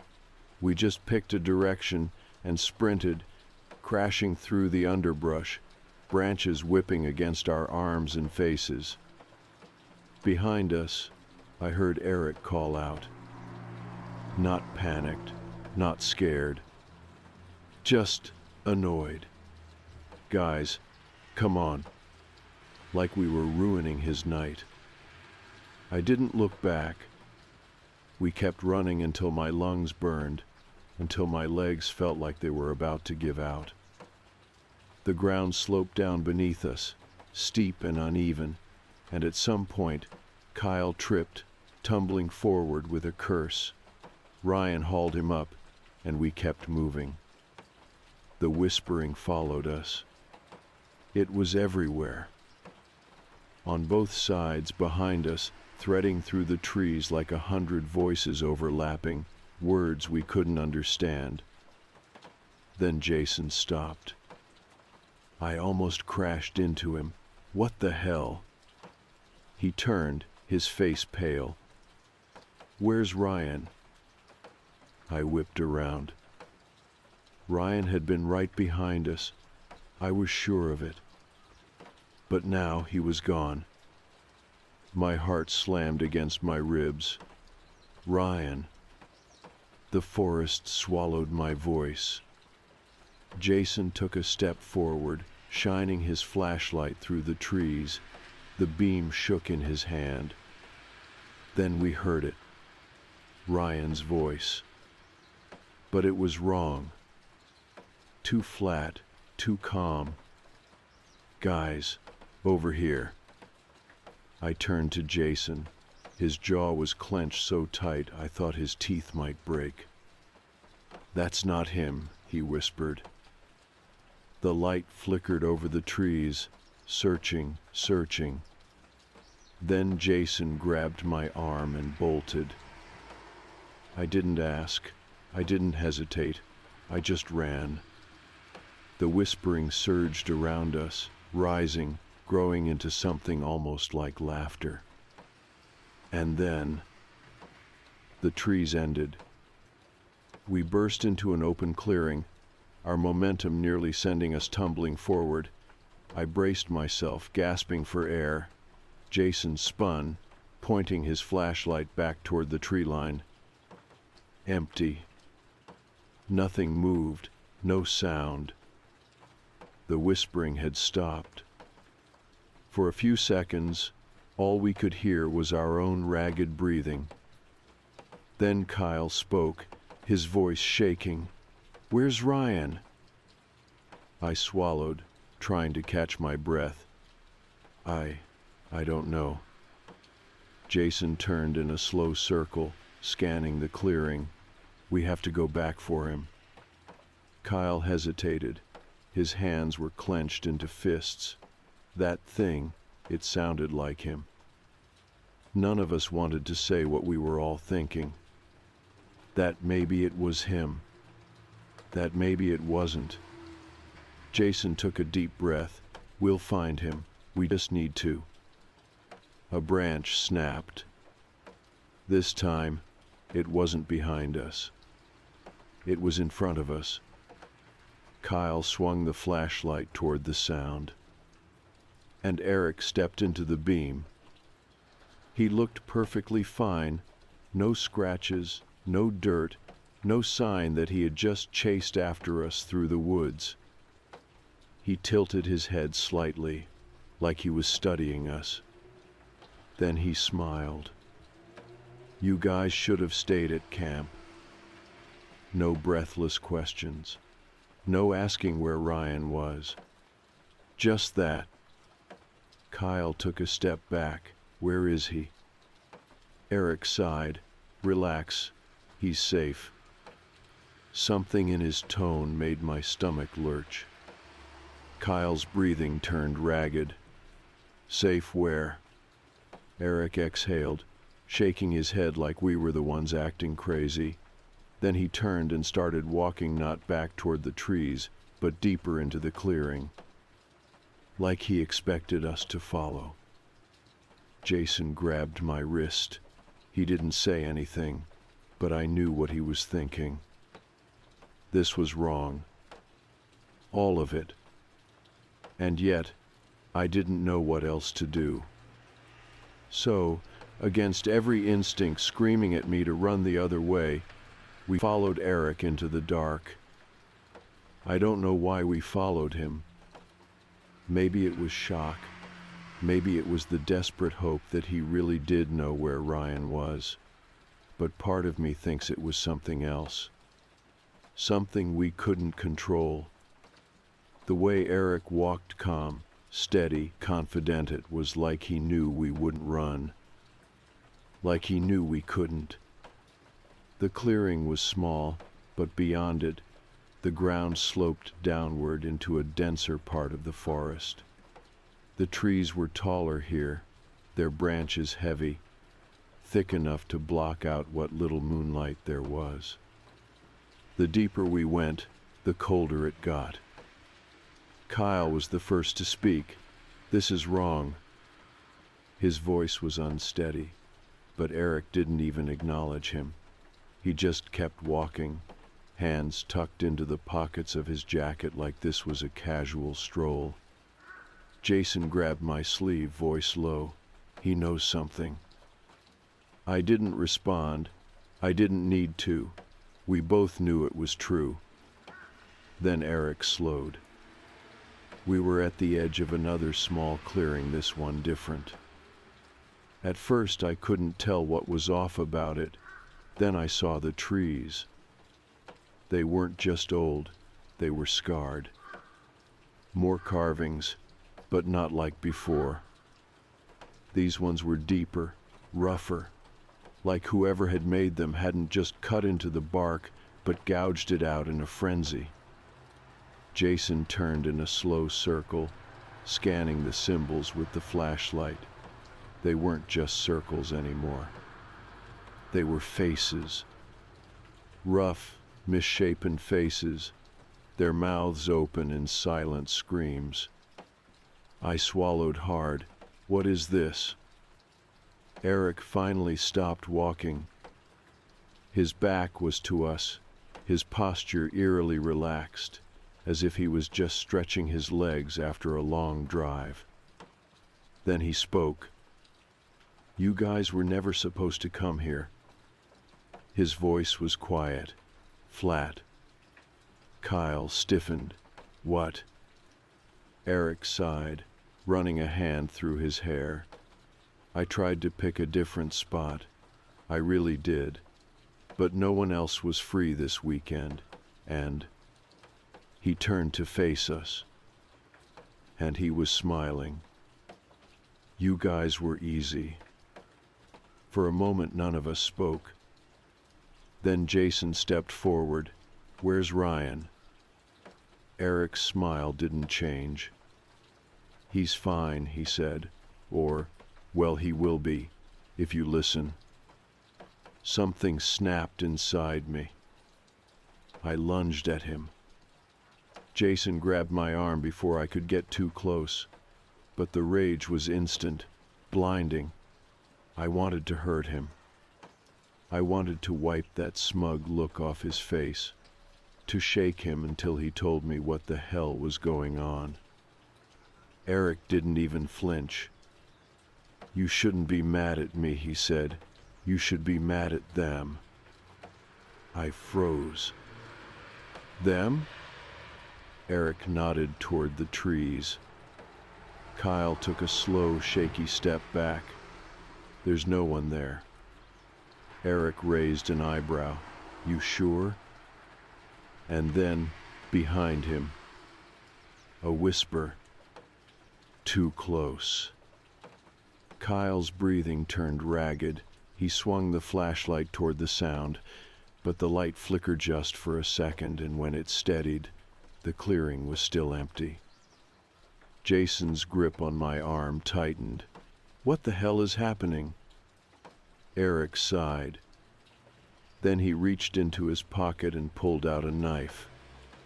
Not a hunting knife, not a switchblade. A small, jagged stone blade. It looked ancient, the edges chipped and uneven, but the point was razor sharp. Kyle swore under his breath. What the? I need one of you to stay. Eric said it so casually, like he was asking someone to grab him a beer. The words didn't register at first. Then Jason spoke, voice dangerously low. What did you just say? Eric turned the knife over in his hands, studying the way the firelight reflected off the stone. They need one, he said, one to take his place. No one moved. No one breathed. The realization hit all at once. He knew before we even got here. Kyle shook his head, voice shaking. You're joking. Eric smiled again. But it wasn't his smile. It wasn't a human smile. It was too wide, too stretched, too wrong. Behind him, the whispering started again, louder now, closer. I took a step back. Jason and Kyle did too, the three of us moving together, instinctively putting space between us and whatever Eric had become. The whispering swelled into a low, breathless laughter. Then something moved. Not Eric. Behind him. The shadows in the trees twisted a shape, shifting between the branches, too tall, too thin, its limbs stretching in unnatural angles. It wasn't standing. It was hanging, its body swaying slightly, as if it were suspended by something we couldn't see. And it was watching us. Eric tilted his head slightly, like he was listening. Then he whispered, almost too soft to hear. They're tired of waiting. The thing in the trees jerked, like a puppet on strings. The whispering became words, though they were too layered, too distorted to understand. And then the ground cracked beneath Eric's feet. It was like something had ripped open beneath him. A split in the dirt, gaping and wrong, blackness stretching down into something that should not have been there. Eric exhaled slowly. Guess that means it's time. Then he smiled one last time and stepped back into the darkness and vanished. The whispering stopped. The wind returned. The cold lifted, and we were alone. For a long time, none of us moved. Then Jason took a shaky step forward, shining his flashlight at the ground where Eric had stood. The dirt was untouched. No crack, no hole. Like he had never been there at all. I turned to Kyle. His hands were shaking. Ryan, he whispered. We broke into a run. We ran. We didn't think, didn't talk, didn't stop. Our boots pounded against the dirt, cutting through the trees, branches slashing at our arms and faces. Eric was gone, vanished into the ground like he had never been there at all. But Ryan was still out there. At least I prayed he was. Kyle was ahead of me, flashlight bouncing wildly as he ran. Jason was right behind me, his breathing ragged. The whispering was gone now, but the forest still felt wrong, like the air itself had been stretched too thin. Ryan had to be close. He had to be. We broke into another clearing, and for a second I thought we'd made a mistake. It looked almost exactly like the one we'd left, the same scarred trees, the same eerie, empty silence. But then Jason stopped short, his breath catching, and I saw Ryan. He was sitting against a tree, knees pulled to his chest, staring straight ahead with glassy, unblinking eyes. Kyle dropped to his knees beside him. "Ryan!" No response. I crouched down, grabbing Ryan's arm. His skin was ice cold. "Ryan, man, wake up," I said, shaking him. His lips parted slightly. At first, I thought he was going to say something, but then I realized he was mouthing words over and over, too fast to understand. Jason bent closer, trying to make out what he was saying. Then his face twisted. Kyle frowned. What is it?" Jason swallowed hard. "He's saying it's still watching." A chill ran through me. Ryan blinked, then slow and mechanical, like he'd just remembered how. He turned his head, looking right at me. "Where's Eric?" he rasped. My mouth went dry. Kyle hesitated. "He's gone." Ryan just stared. Not shocked, not confused. Just blank. Then he turned his gaze upward, past me, past Kyle, past Jason toward the trees. I followed his gaze, and I felt my stomach drop. The scarred trees, the ones covered in rough, jagged carvings, were different now. Before, the carvings had been messy, wild, like something had slashed at the bark in a frenzy.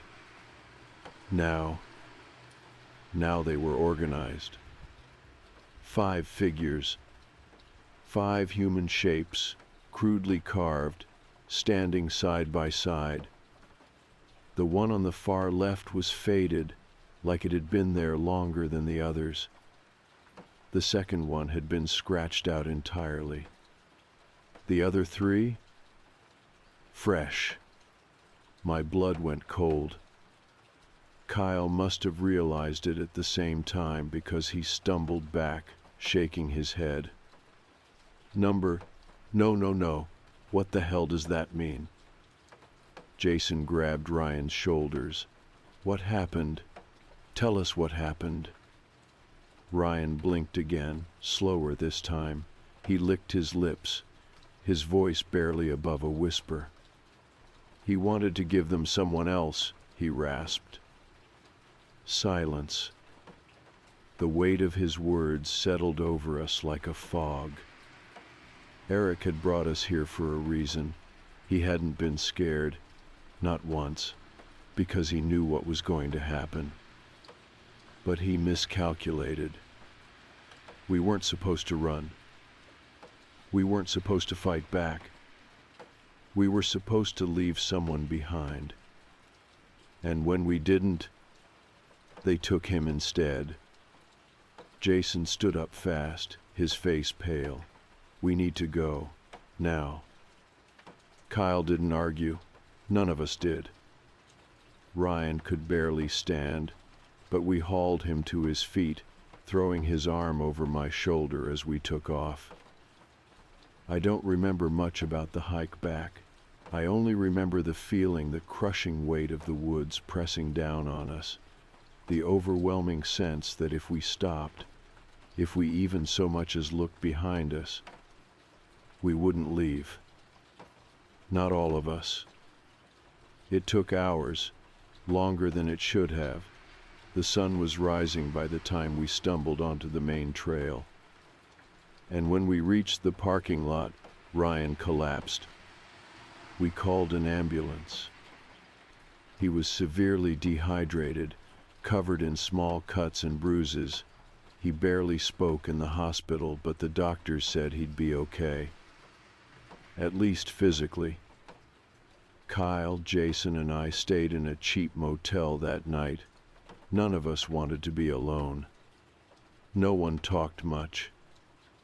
I don't think any of us really knew what to say, because there was no explanation for what had happened. Eric was gone. Not just missing gone. We filed a report, but no one found anything. No sign that he had ever been in those woods. No tracks, no gear, nothing. Like he had never existed at all. Like they had erased him. I wish I could say that was the end of it. But about a week after we got back, Jason sent me a text. "Have you checked the map?" I didn't understand at first. Then he sent a screenshot. The official park map. The same one we'd used to plan our trip. And right there, clear as day, our trail didn't exist. There was no unmarked path, no shortcut, no clearing. And the place where we had camped, where Eric had disappeared, it was labeled restricted land, no public access. I shut off my phone and didn't respond. We don't talk about it anymore. I still think about Eric sometimes. Or at least, I try not to. But the thing is, I still dream about that night. Sometimes in the dream, I wake up back in the clearing. The carvings are new again, the wood still raw, the whispering starts, and I know it's coming, the thing in the trees. And every time I hear Eric's voice, right before he steps back into the dark. They need one. I don't know what happened out there. I don't think I ever will.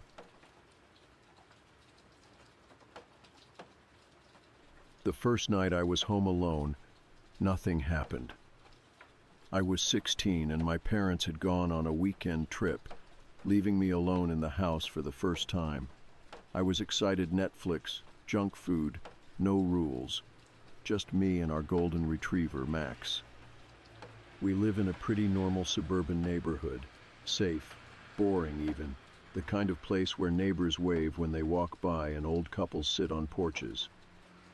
But our house had a basement, and that basement always made me uneasy. It wasn't finished, just concrete floors and shelves stacked with old junk.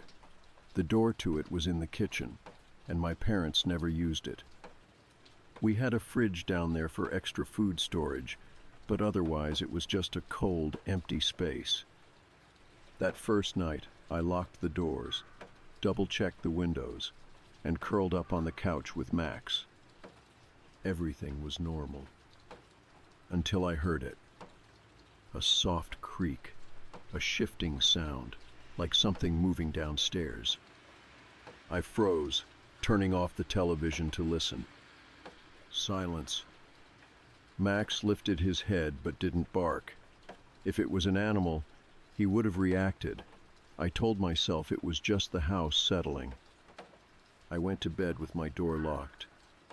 The next night, the noises didn't stop. It wasn't just creaking anymore. It was footsteps, faint, slow footsteps. I wasn't crazy. I knew I was hearing someone moving. But every time I built up the courage to check, there was nothing. Max kept perking up at the sounds too, staring toward the kitchen. But he never barked. It was like he knew something was there, but wasn't afraid of it. I called my parents, trying not to sound paranoid. My mom laughed, used to being alone. That night I barricaded my door with a chair. The next night was worse. I woke up around 1 a.m., thirsty. The house was dark, silent. I grabbed my phone as a flashlight and tiptoed toward the kitchen. Then, as I turned the corner, I saw it. A shadow moved across the living room. I stopped breathing. I wasn't imagining it, something was there. I backed up, my heart pounding so loud it filled my ears. My first instinct was to grab my phone and check the security cameras. I opened the app and scrolled through the last few hours of footage. Then my heart stopped. There was a man. He was naked, stepping out of the basement, moving casually, like he lived here. He walked into the kitchen, opened the fridge, and took out food. Then, after a few minutes, he disappeared back downstairs. I felt like I was going to throw up. I was not alone. My hands were shaking so hard I could barely hold my phone. I had two choices. Run, get out of the house and call the police. Stay quiet and pray he didn't come upstairs again. Then Max growled. I turned toward the kitchen, and he was there. The man, naked, pale, thin, standing in the dim glow of the fridge light, holding a pack of sliced ham in his hands. His ribs jutted out, skin stretched thin over his frame. His hair was matted, his hands were filthy, and his eyes wide, surprised, like I was the intruder. For a moment, we just stared at each other. Then he bolted. He turned and ran straight out the back door. Naked, into the cold, disappearing into the night.